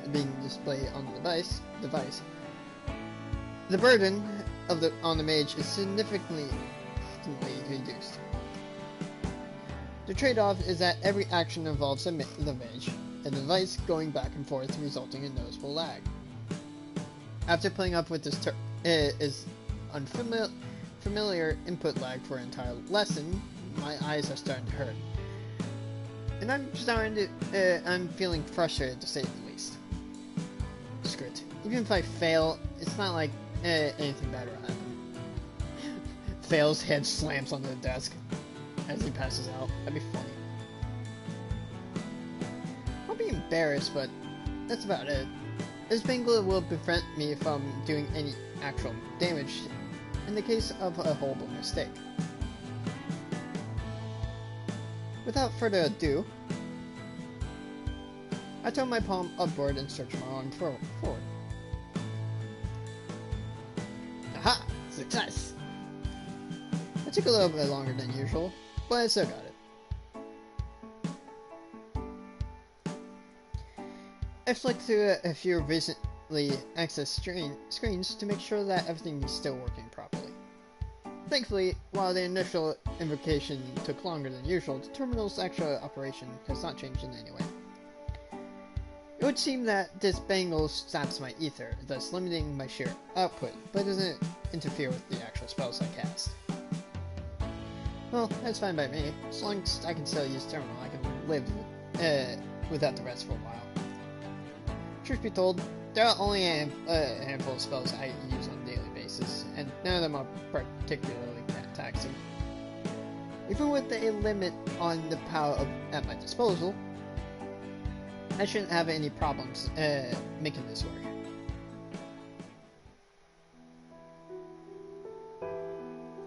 Without bothering to stop by the cafeteria, I wandered the hallways of the academy, aimlessly trying to collect my thoughts. It's only my second day here, yet I've already been branded a threat. What's more, I'm yet to meet a single other human being. Even Ray turned out to be inhuman. It's like I've mistakenly enrolled in the demi-human exclusive academy. Maybe I don't belong at a Madronia after all.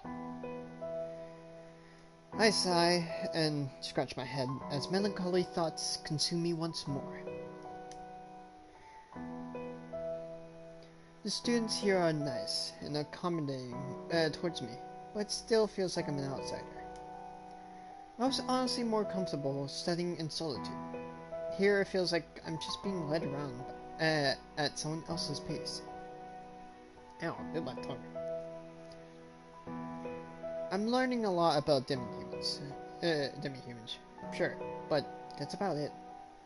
Thus far, I haven't gotten the faintest impression that my stay here will benefit my research into magic itself.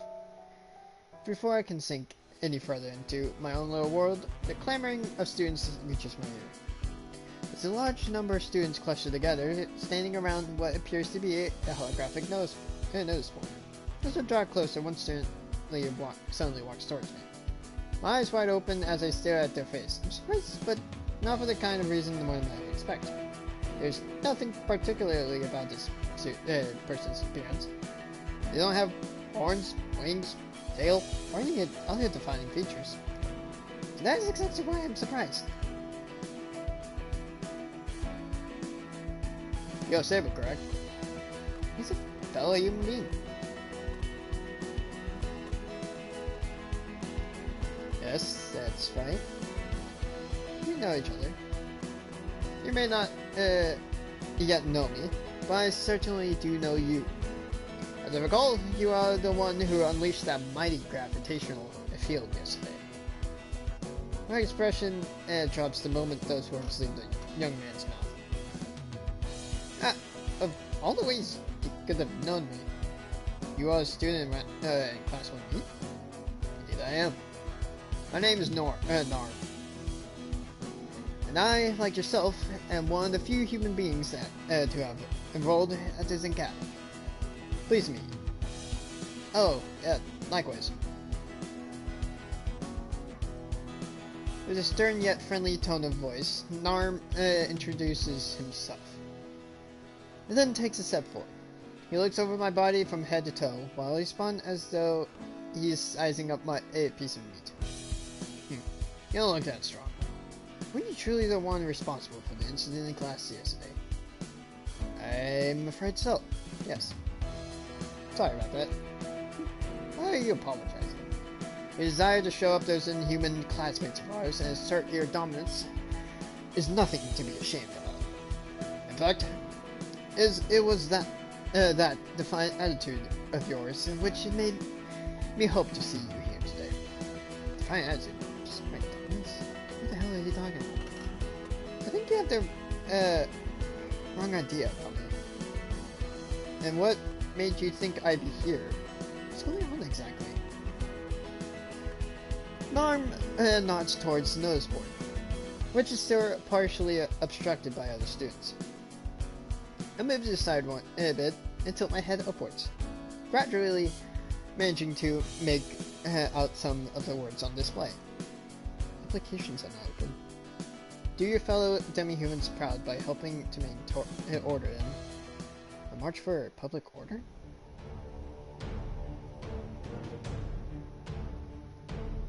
I love how the music changed from cheery music to this.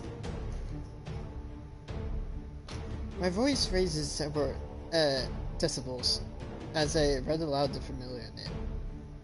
It takes a few seconds for me to remember where I've heard it before, but I manage to recall its other name. My eyes shoot wide open. Wait a minute.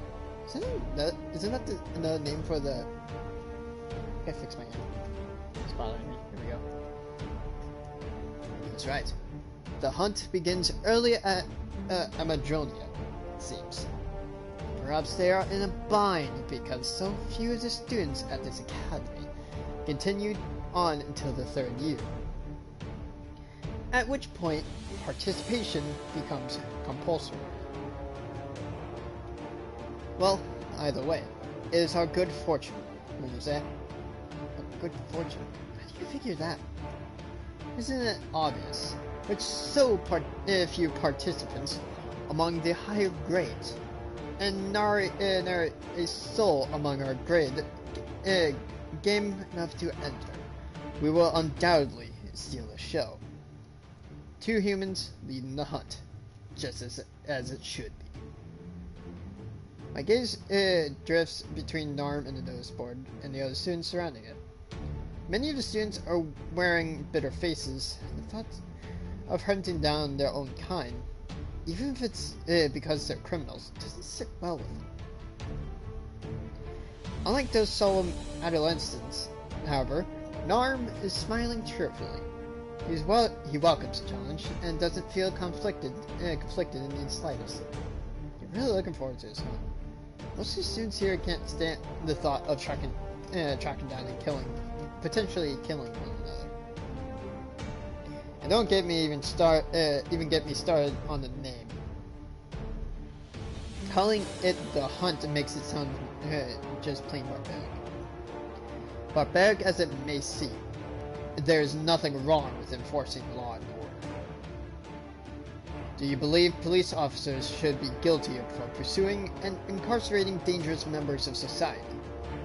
No. It's not like I'm questioning the needs for a calibration like this.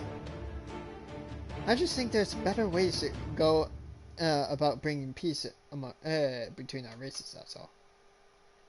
Shall I take that to mean you will not be joining me? Narm narrows his gaze. Roger. Really? Knock it off.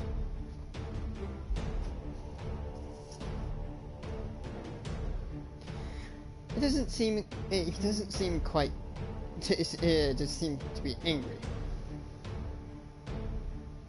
But he clearly isn't pleased.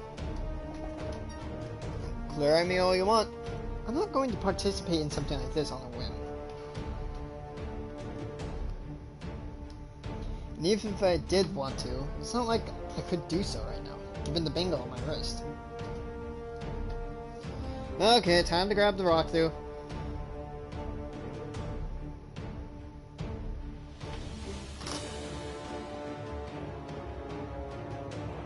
Perhaps I should just humor Narm for now and think about this more later.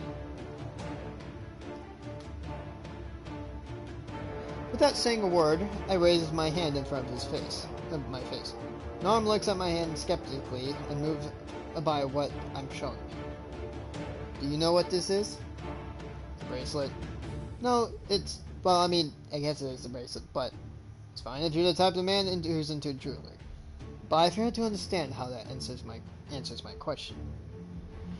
I cover my face with my palm, moves my hand, and sighs deeply. I shouldn't have expected Narm to instinctively. Oh, hey, Locke. Instinctively know what this was. Until earlier today, I didn't know either. In fact, now that I think about it, I'm not so knowledgeable as to be explaining the function of this artifact to myself. I lower my hand and stare at Narm's once more. How are you doing, Locke? This bangle is a magical artifact. It saps the ether of the wearer and prevents them from using powerful spells. It's my punishment for what happened in class yesterday. Saps ether, you say? That's a surprisingly devious punishment. That elf principles of ours is as cunning as he looks. Yes, well, either way, you understand what this means, don't you? I'm doing good. My throat is not. It's dry as hell.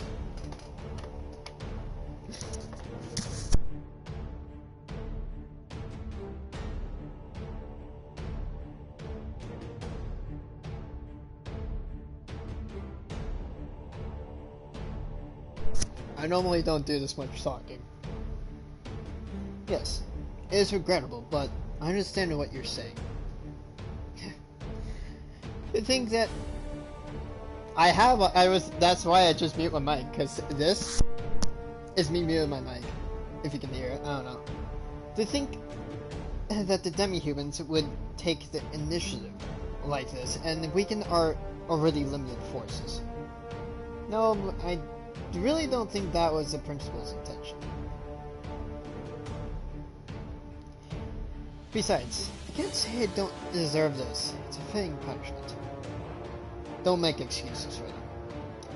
There are enough demi-humans apologists around these days as it is. That being said, if your plan is to keep a low profile until you find a way to remove that artifact, feigning subservience is a worthwhile tactic. Disappointed and a little bit disgusted, Narm turns around and walks away. He glances towards the notice board one last time as he leaves, breathing a sigh of regret, as he vanishes from my sight. Wow, Narm really seems to despise demi-humans. I get that not all human beings take kindly to the changes that have been going on over the past few decades. As a society, we made many concessions to demi-humans, ranging from native land recognition to relinquishing treasures taken from their cultures. But for someone as young as Narm to not only feel that way, but to also choose to study among them while bearing such a grudge, something isn't right here. With a seed of suspicion planted deep within my heart, I glance at the notice board one more time myself, and finally take my leave.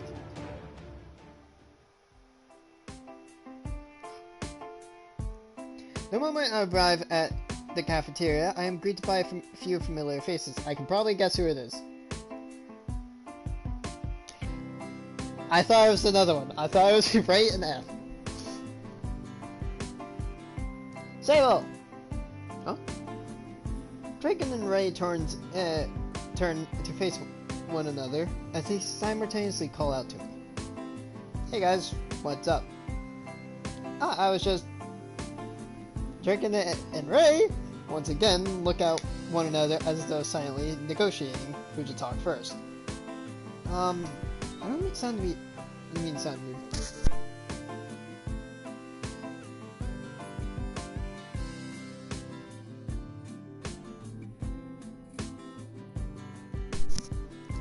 I don't mean to sound rude, but who are you?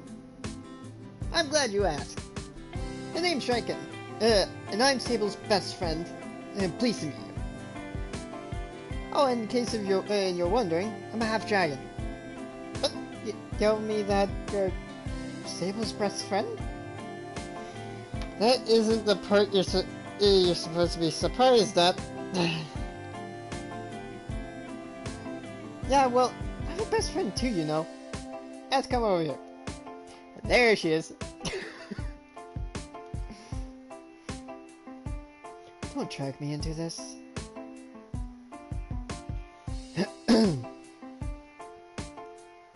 Hi, my name is Shrey, and this is my best friend, F. Ow. I'm a Rokuro Kubi?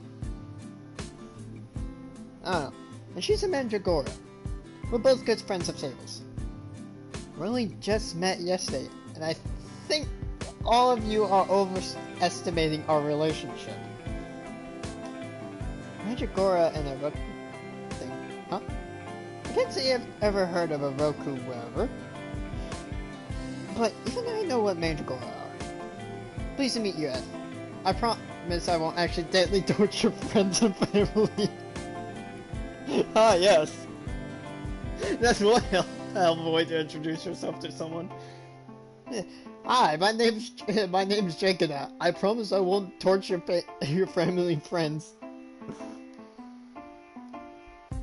S takes several steps back upon hearing Draken's suspicious promise. I mean, I would too. What are the odds that Draken has done that before, I wonder? Hey, don't just gloss over my self-introduction. Right, Rokuro Kubi. Sorry, that's going to be it'd be difficult to remember. Can you shorten it? Oh, come on! It's exactly as long as Mandragora. Why can't you remember her race? Why can you remember her race, but not mine? Who you asked me that? Draken scratches her head and smiles slightly. Her rank in our grade may be high, but it seems her skills outside of magic can't necessarily be held in the same regard. No torture, please.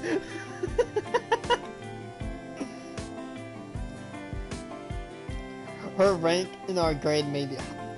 Oh wait. I think my accent hit back. There's actually two buttons that I can hit to go back in text. Maybe it would help if you showed Draken what it means to be a Rokuro Kubi. Right now you look completely human. It's difficult to think of you as anything else. I guess so. Humans and Rokuro Kubi are pretty much identical apart in one aspect anyway. You mean your long neck? There's something special about Ray's neck. I want to see. Show me! Show me! Fine, I'll show you. But Sable hasn't come out of the closet too. Please don't say things that will cause onlookers to misunderstand. Just to be clear, I'm 100% human. I don't really have any special traits to show you. I think I believe that. Believe whatever you want. I have nothing to show you. Especially now that my magic has effectively been sealed. If ever I wanted to show off, I couldn't do anything impressive in my current state.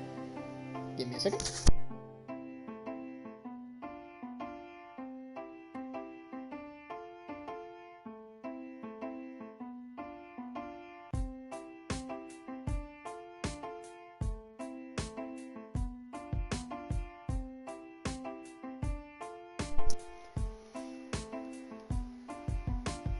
So, are you going to show me? Or are the powers of Oroku ever not worth seeing? Of course they're worth seeing! I'll show you for sure, right here, right stops mid-sentence as a loud ringing fills our ears. It would seem that our break is over already. Damn, I must have spent more time with Narm than I thought. Either that or I lost track of time back in the classroom.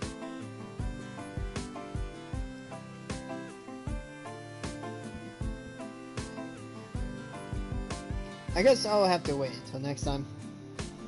I was looking forward to seeing something new. Oh well. This just gives me something to look forward to while I'm sleeping through class. Come on, Sable, let's go. Oh, wait. It only took a second to show you. But where? We're in different classes, remember?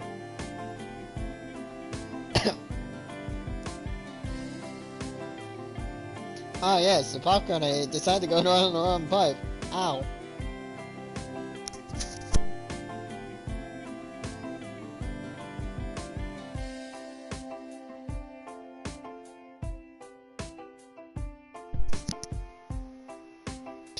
Minor details like that don't matter. I'll just get someone in your class to swap places with me. It's not that big of a deal. Hey, Sable, Draken. They're gone, Ray. I know. Having finally convinced Draken to return to her own class, I breathed a deep sigh as I slumped my shoulders and leaned back on my seat. Drinking is fun in the small doses, but I can't match her enthusiasm and energy. Everything seems to excite or fascinate her. It seems like she's been living in exile for her life until this point. At very least, I doubt she spent much time in human cities before now. I wonder what her life was like before coming to this academy. Before I can ponder Draken's passing any further, I hear rustling to my immediate left. I turn to look at the person beside me even as I watch her. However, I cannot understand her actions in the slightest. Leisha? What on earth are you doing? Leisha's long pointed ears jut out from underneath the desk.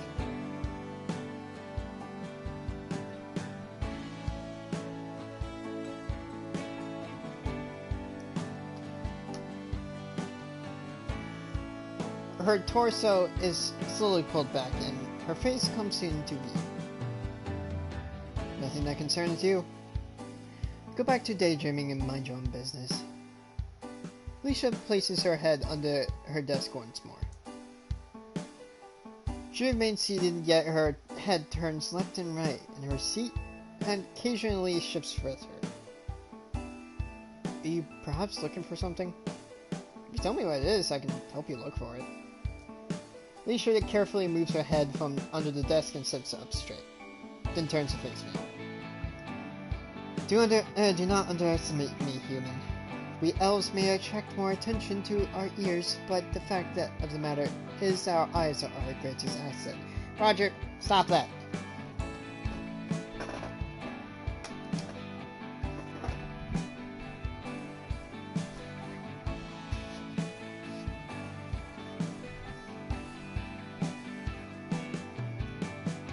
If I cannot see something, what makes you think that you'll be able to?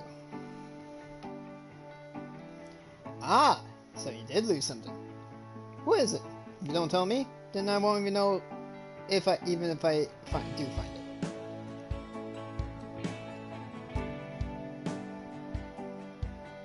I just said I don't need any of your help. I can handle something as simple as this on my own. Without saying anything, I continue to stare at Leisha. Her eyes occasionally dart back and forth, quickly steering glances at my face before looking away. Coin. I said it's a coin. It's small and made of wood. I think it fell in my pocket when I sat down, but I cannot be certain. Small wooden coin. Other currency, perhaps?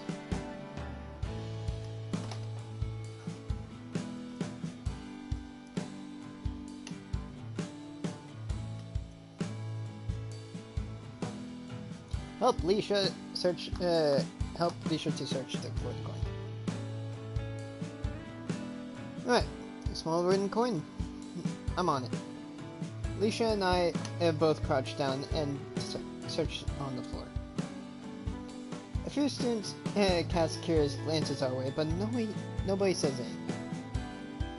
They simply move their feet, backpacks, or whatever else is in the way as we move across the floor.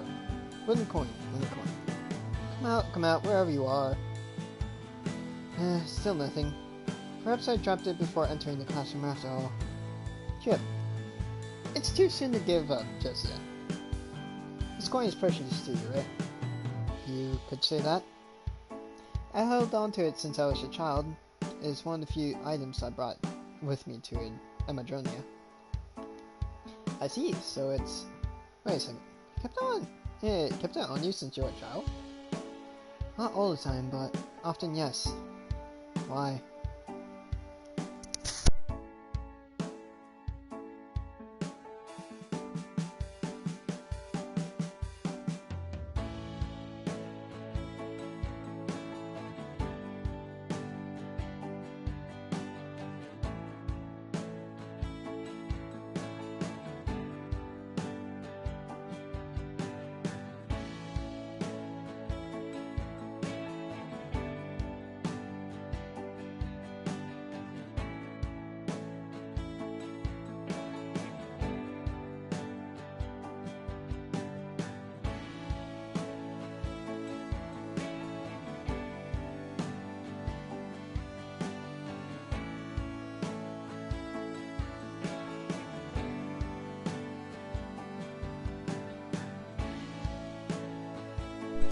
A smirk creeps onto my face as an idea comes to mind.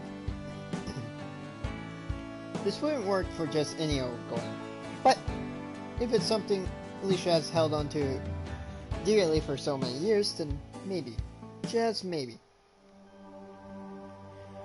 The world begins to lose its focus as sight departs from the human realm.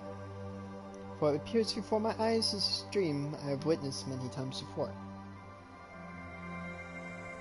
A river of energy, flowing endlessly around us, consumed plentifully, yet forever unseen. Ether. When an inanimate object in close contact with the mage, or exposed to dense ether for many years, it's common for such an object to temporarily gain mystical properties.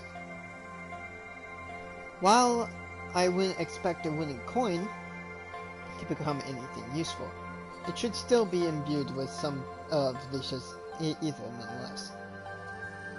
In which case, what is it? If you'd rather not help me search, just say so. Carefully analyze the flow of ether in and around Alicia's body. The strength, the purity, the speed. I take in everything. It makes her ether unique. After a few moments of analysis, I cast my gaze towards the rest of the classroom. Using sight alone, I search for the ether signature similar, if not identical, to Alicia's. Ow. A second later, I have already accomplished my task. Oof, changing my sight like that still gives me a bit of a headache. Maybe I should use it more often, so I get used to the sensation. Rubbing my eyes with my hands, I walk to the front of the classroom, pick up Alicia's coin, and return to her side. Here you go, wooden coin as requested. But how did you... You didn't use spatial awareness magic. How could you possibly... No, don't sweat the details. You have your coin back? That's all that matters, right? Yes, I suppose you're right. Thank you, Sable. I appreciate this. Anytime. Now that you got your coin back, though, yes. What's so special about that coin? It's a valuable form of currency in your hometown? It would be nice if that were true, but I'm afraid not. This coin is merely sentimental joke.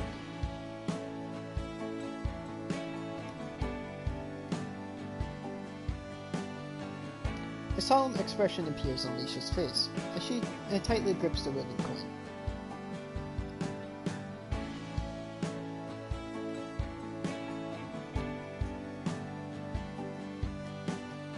despite Alicia calling it junk.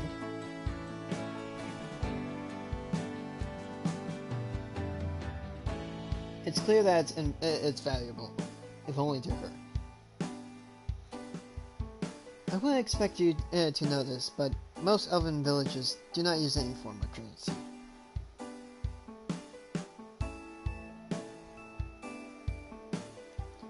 This coin is merely something I made when I was still a child. Ah, a treasure from your childhood, huh? That's nice. But, wait a minute. If your village didn't use currency, then where did you... That was quick of you. Indeed, this was not an imitation of a currency used in my village. Rather, this is something I crafted after our village was visited by a wandering human.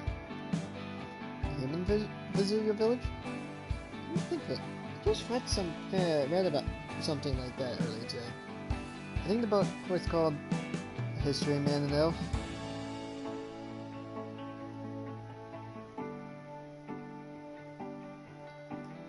Yeah, that was the one.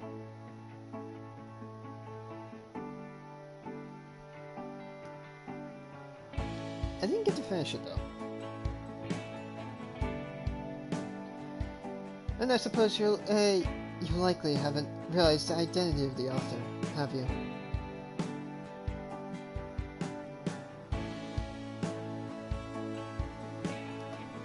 The identity of the author? Is it your father? Good guess. It's not much of a guess when it's when I only know 2 elves. Still, I wouldn't have guessed. I wouldn't have guessed that if you hadn't told me. Both the principal of an illustrious academy and an author, not to mention a village leader and a parent. Your father must have lived quite a fulfilling life. Yes, you could say that. More importantly, if you read that book, then you should be familiar with the arrival of the great sage Bartholomew. Bartholomew? The man who visited our village? Oh, I see. He wasn't actually named in the book, at least not as far as I read. That's odd. Most of the villagers simply referred to him as that human, but my father always spoke of Bartholomew by name. In any case, Bartholomew was the one who brought human currency into our village. He attempted to pay us for protection, saying that he feared reprisal and condemnation from his fellow man. He paid you for protection? There's no mention of that in your father's book. You said you hadn't finished reading the book, correct? In that case, it's hardly surprising.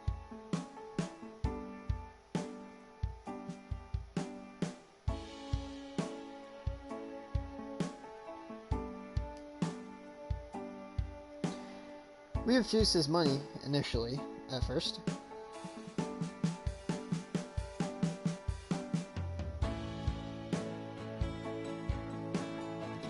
It wasn't until my father saw the opportunity to build a relationship with mankind that Bartholomew's offer gained value.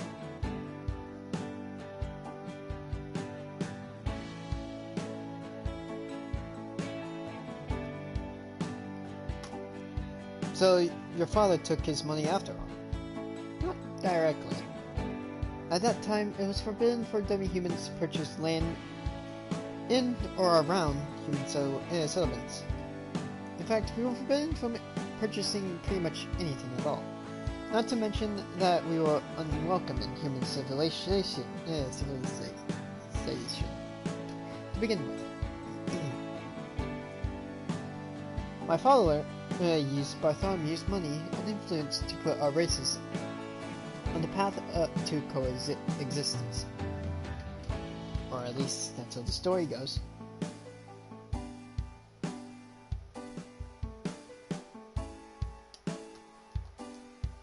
Wow, that's amazing. To think that your father played such a vital role in building relations between human and elves. Don't give him too much credit. This all happened almost 100 years ago. There are no humans alive today who are present back then.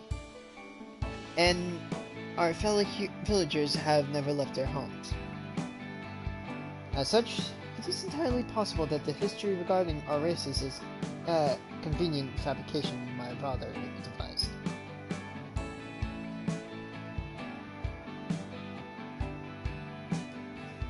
You think that your father is lying? Wait, 100 years? Was that long ago? That is what I said. Is there a problem with that? I'm gonna go get some more water.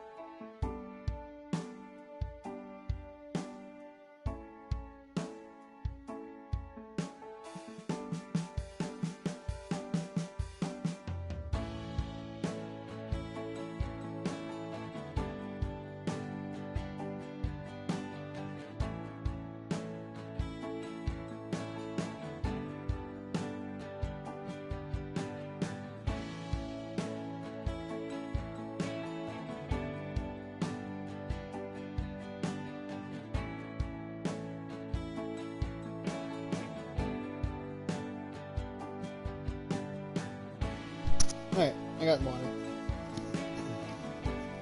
Of course there is. If that's all that happened 100 years ago, and you were a child when Bartholomew visited your village, then why was the quiver that I hesitate to ask? Yes, Sable, I am more than 100 years of age. We elves live a very long lives compared to human beings.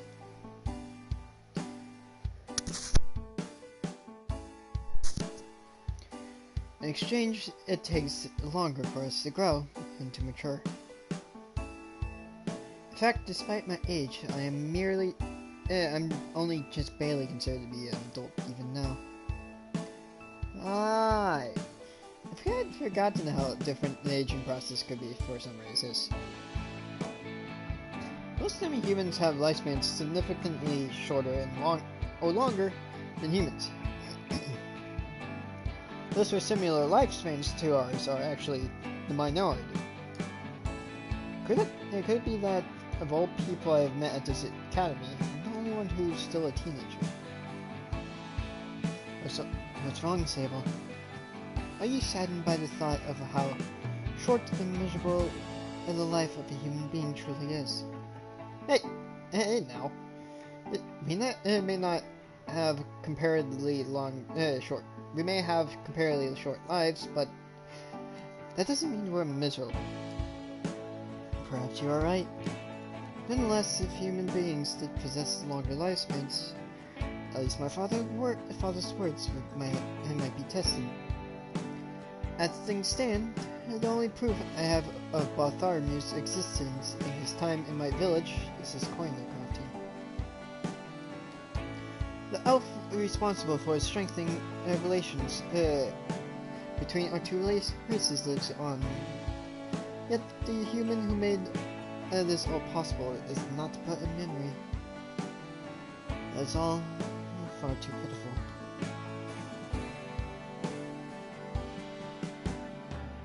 The moment that Leisha's face begins to work bitterly, the sound of our classroom door closing echoes out the room. Our teacher has arrived at last, and with her arrival, my discussion with Lisa has come to an end. Bartholomew and I am home. I don't know how much information I'll be able to gather to find out about those two, but Lisa certainly has made me curious. Perhaps I'll pay a visit to the library later and see what I can find. As class comes to an end, I quickly make my way to the cafeteria. My stomach is more or less empty right now, since even certain acquaintances of mine kept me from eating earlier. So before I do anything else, it's time to eat. Alright, so pretty much, it's still pretty empty in here, so I should be able to get served quickly as long as I place my order soon. I suppose a better question is whether I should get something quick or a proper meal.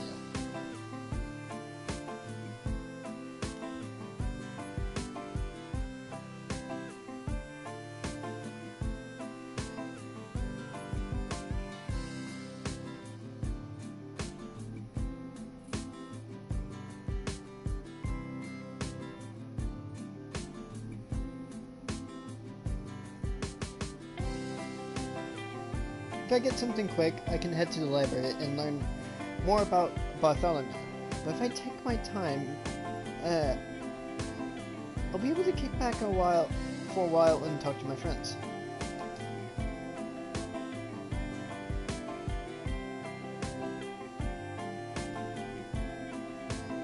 Grab something quick.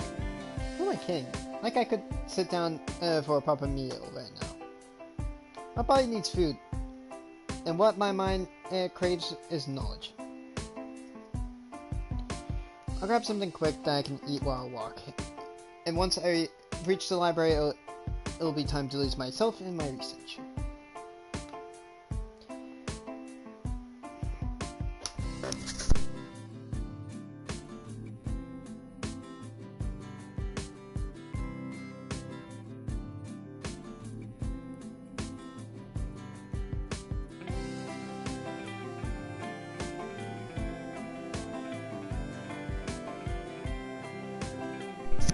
Having ordered a single ready-made sandwich, I begin to walk to the library, all the while ignoring the protests of my stomach. I finish the sandwich in record time. By the time I realize it, I've already reached the library.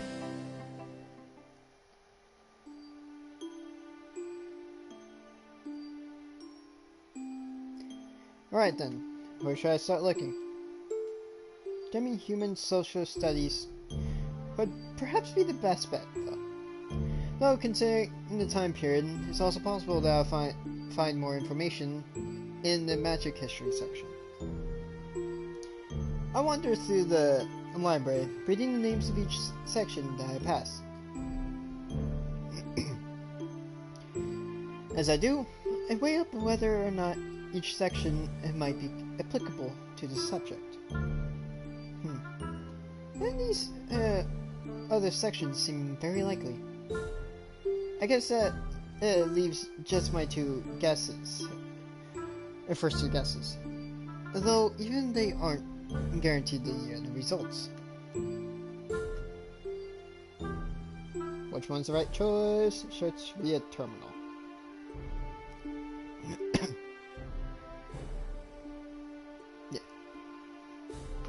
Perhaps I should forget about physical documents and search my terminal after all. It feels like a waste to come here and not to use the resources at hand, but I guess the terminal search is the quickest and most reliable method. I open my terminal and search for the name Bartholomew. Surprisingly, out of all the digitized books in the Academy's library, only one comes up from my search. I shouldn't be surprised. Bartholomew isn't exactly a common name nowadays. Though, for someone with as prominent as a history as the man I'm searching for, I would expect more than one book to exist detailing his feats. Perhaps the others simply haven't been digitized yet. These are events from 100 years ago, after all. Giving the matter no further thought, I open the book and begin to read.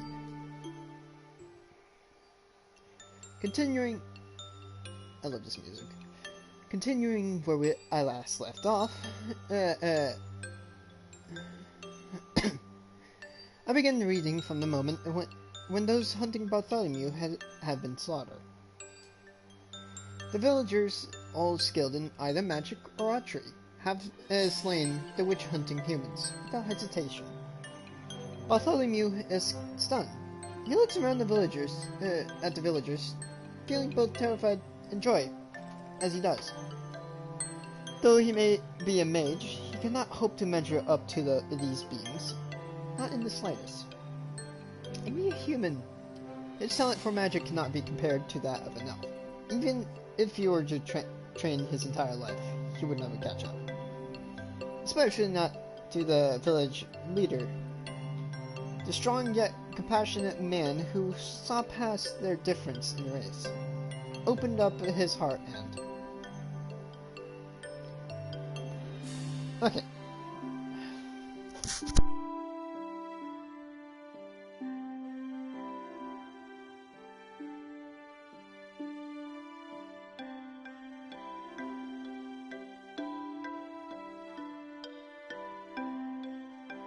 Maybe I shouldn't eat that popcorn after all. Okay. I know the author already outed himself as a village leader, but seriously, tone it down.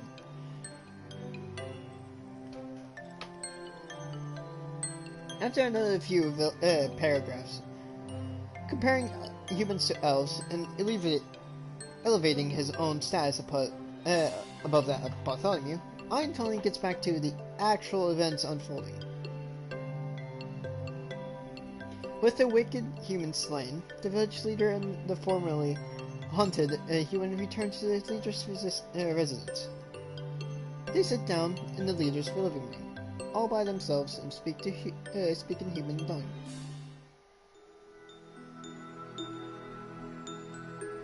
Let me jump straight to the heart of the matter. What are you planning to do, now that your pursuers have been dealt with? Do you plan on asking us to accommodate you, or will you be returning to human civilization? It's a good question. Truth be told, I would like to return to my home if possible. I feel that even those ruffians out of the picture, I am not safe just yet. There is every possibility that I will be arrested or assaulted the moment I return.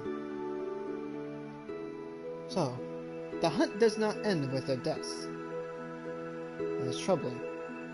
I cannot have today's events repeated once more. I know all too well how sly and malicious your kind can be. Yes, I cannot deny that. If they find out that you're protecting me, it's entirely possible that this entire forest will be burnt to the ground. Perhaps I should allow myself to be judged after all. No. There's no reason for you to throw your life away. If you're no longer welcome in your own hometown, then why not move on? Return home just long enough to gather your essential belongings. Then head in the direction opposite of this forest. Keep moving until you find a remote location where you can be sure they will not find you. That may work for some people, but I'm not exactly the adventurous type. Possible. I want to return home and convince everyone that I'm not their enemy. I may be a sorcerer, but that doesn't mean that I plan on doing anything bad to them. I merely wish to live out my days in peace. You say that, but do you have a plan? I cannot imagine that those who would hunt you down will listen to reason so easily. Maybe not at first, but given time, I think I can convince them. All I need is a temporary bodyguard, preferably a strong mage, who can take care of any threats before they close in. Someone like... The young sorcerer looks towards the elven leader as his mouth begins to curl up at the side. You aren't being very subtle. I'm not trying to be. Please, just hear me out. Before I was outed as a mage, I commanded as considerable wealth and influence. Before, if you agree to join me, I have no need for human currency. But you do desire influence, don't you?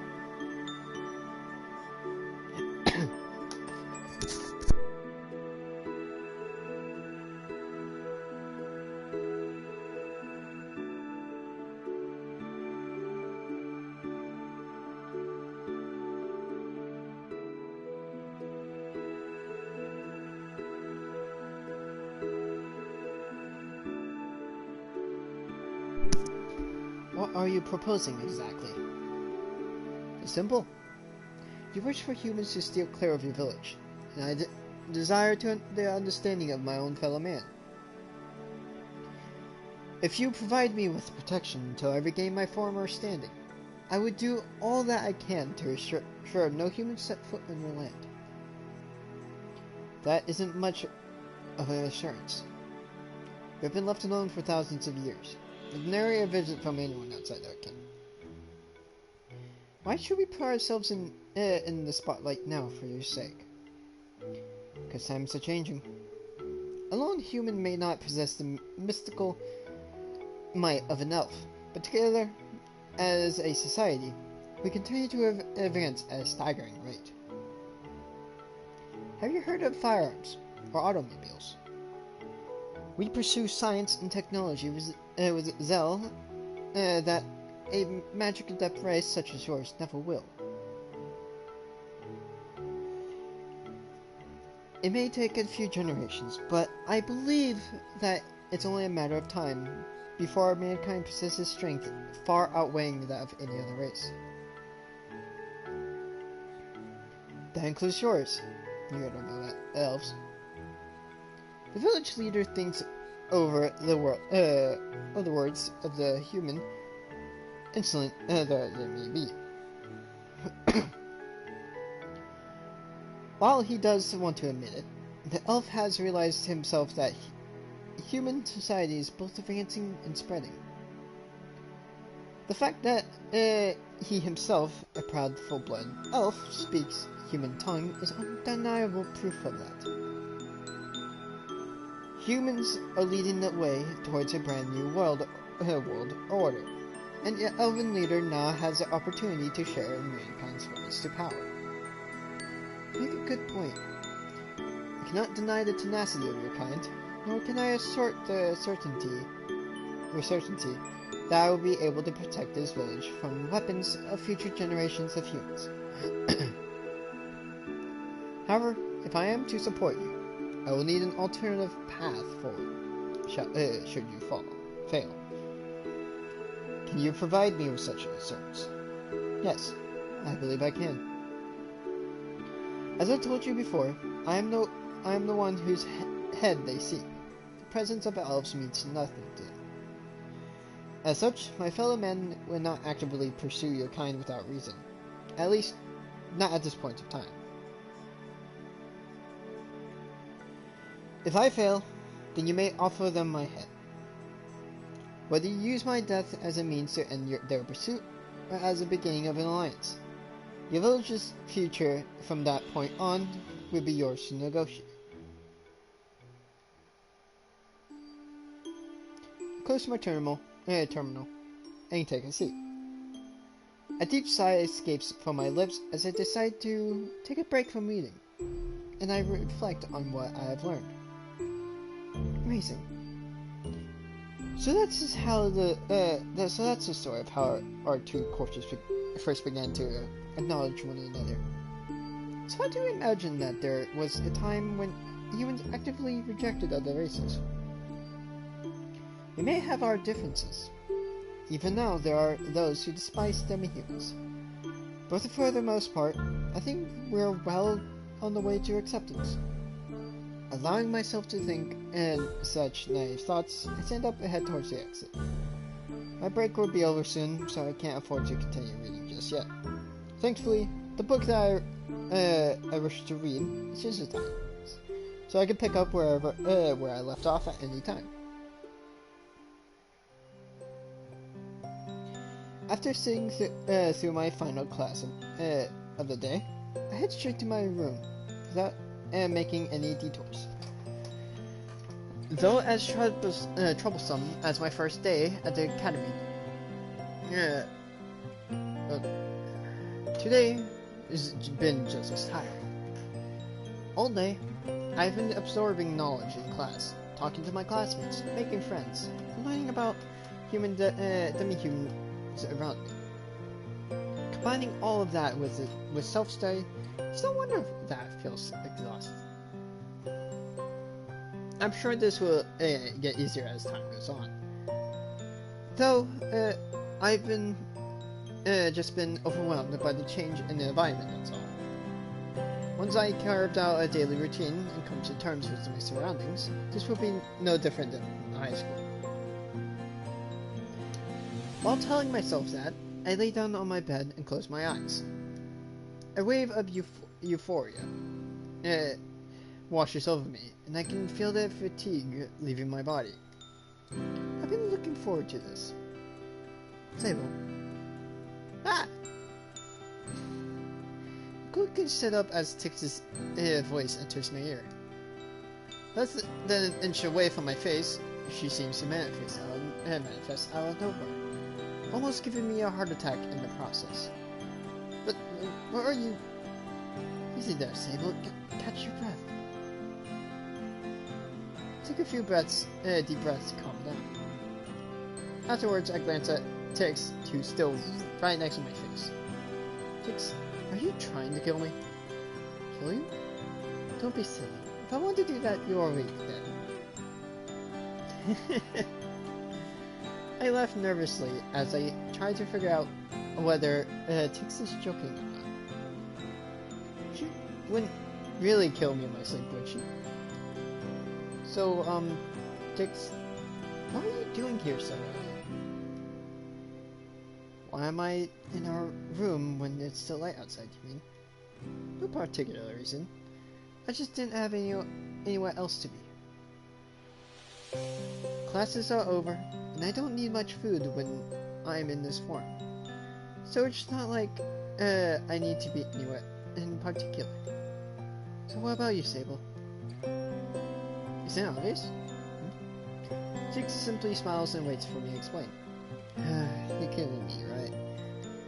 I was laying down on my bed with my eyes closed. Obviously, I was trying to get some sleep. You were?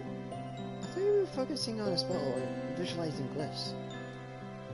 I may be a fairly diligent student, but I'm not that dedicated.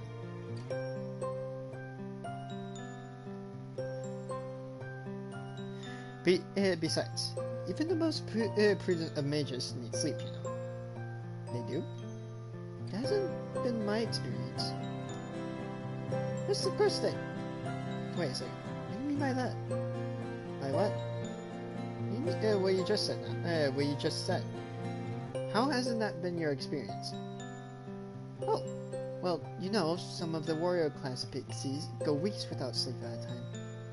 My grandma too. I don't think I've ever seen her go to sleep. Tix, are you telling me that pixies have figured out a way to function without sleep? I guess you could put it like that. But if you get, but before you get too excited, I'm pretty sure it won't work for a human. Oh? Sorry, Sable. Just like with the physical enhancement magic we use to grow to human size, it's a trick that relies on our mental structure, on our body structure. If I told you how we do it, and you put it to practice, you'd probably die trying. Too bad. I've been wanting to cut sleep out of my life for years now. But it isn't just that easy. Cheer up. Not like sleep is a bad thing. Even if you did get rid of it, you'd probably go insane from boredom. Yeah, maybe.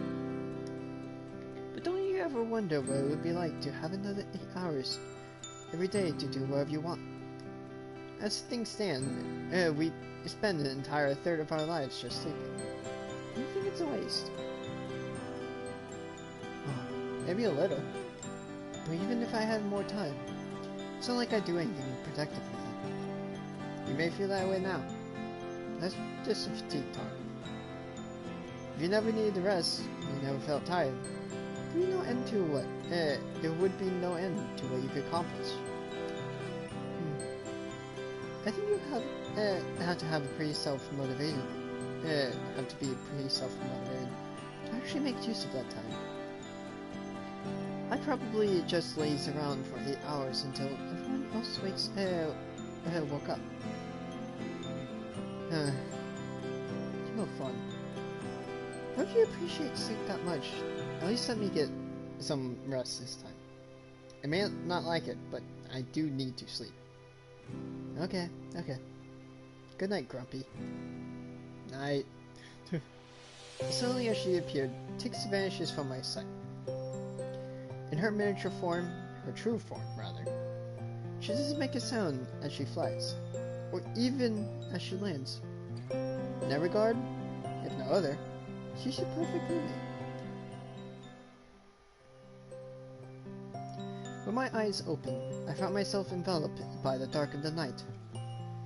My roommate is asleep, as are majority of the other students and teachers at Amadronia. The second night in a row, I've awakened at an unnatural time. Damn it. I should have realized that going to bed early would result in a repeat of yesterday. I don't really feel like going back to sleep though. I've wasted enough of my time sleeping lately.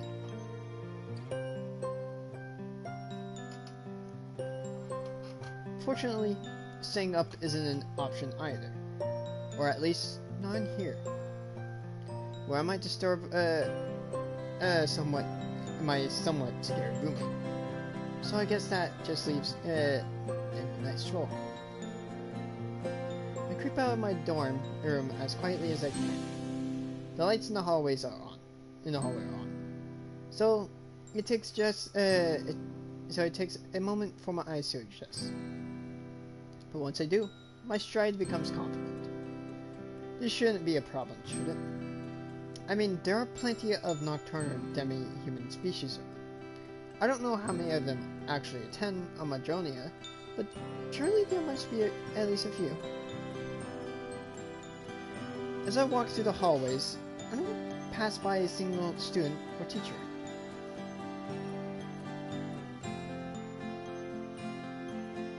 The hallways are empty, as are the classrooms. The entire academy is dead silent. I seem to be the only one who's awake after all.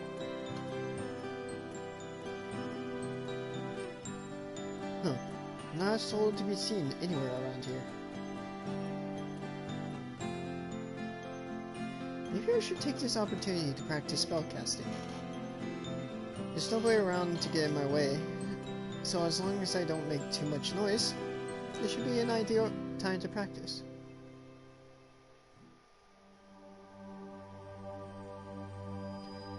I raise my left hand in the air with my palm facing forward.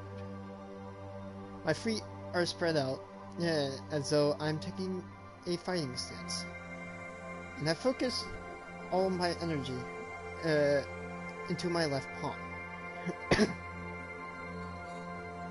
As my energy slowly accumulates, small orbs of light begin to cling to my arm, loosely joining together and slithering along like a snake. Those orbs steadily gain mass, and I can feel power swelling up inside my arm. What pitiful strength I still possess is about to be put to the test. Serpent of light, I offer you the warmth of my very life itself. Grow strong off my blood, and in exchange, lend that strength to me. Guide me through this darkness, and now and forevermore.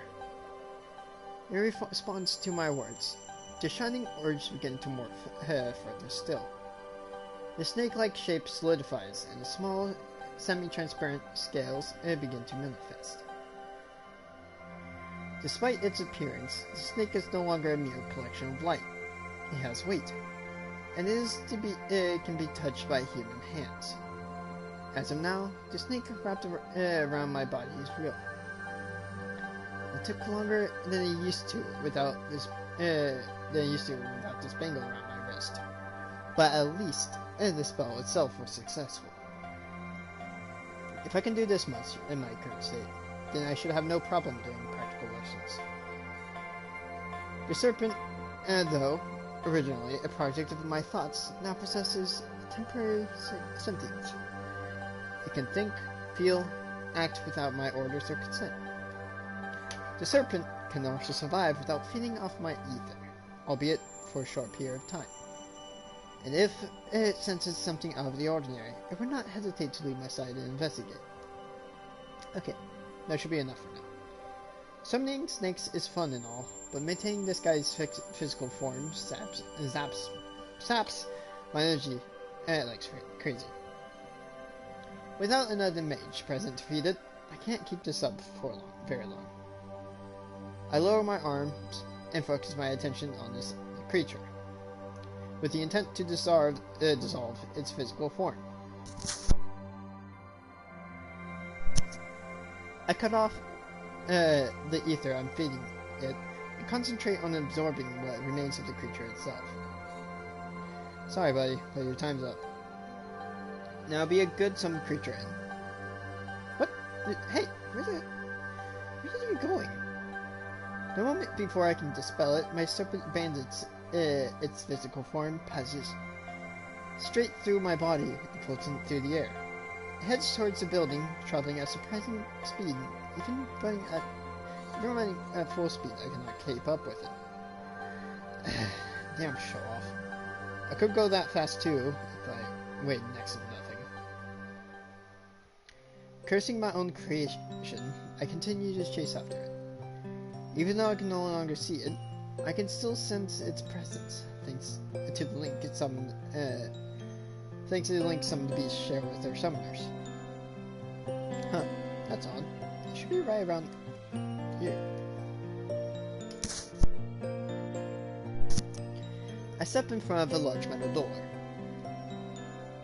The door appears to connect to the hallway, which leads to the first year classrooms. However, to the best of my recollections, there's no such exit from within this particular building. In fact, thinking back on my limited time here in the courtyard, I cannot recall ever seeing this door before either. How strange. I could have sworn this was just an ordinary wall the last time I looked at it. Am I just seeing things? Is the door really there? Well, we'll find out next time, because my throat wants to kill me. So, I'm gonna end it here. I hope you enjoyed. Thanks for watching, and I hope you have a good night.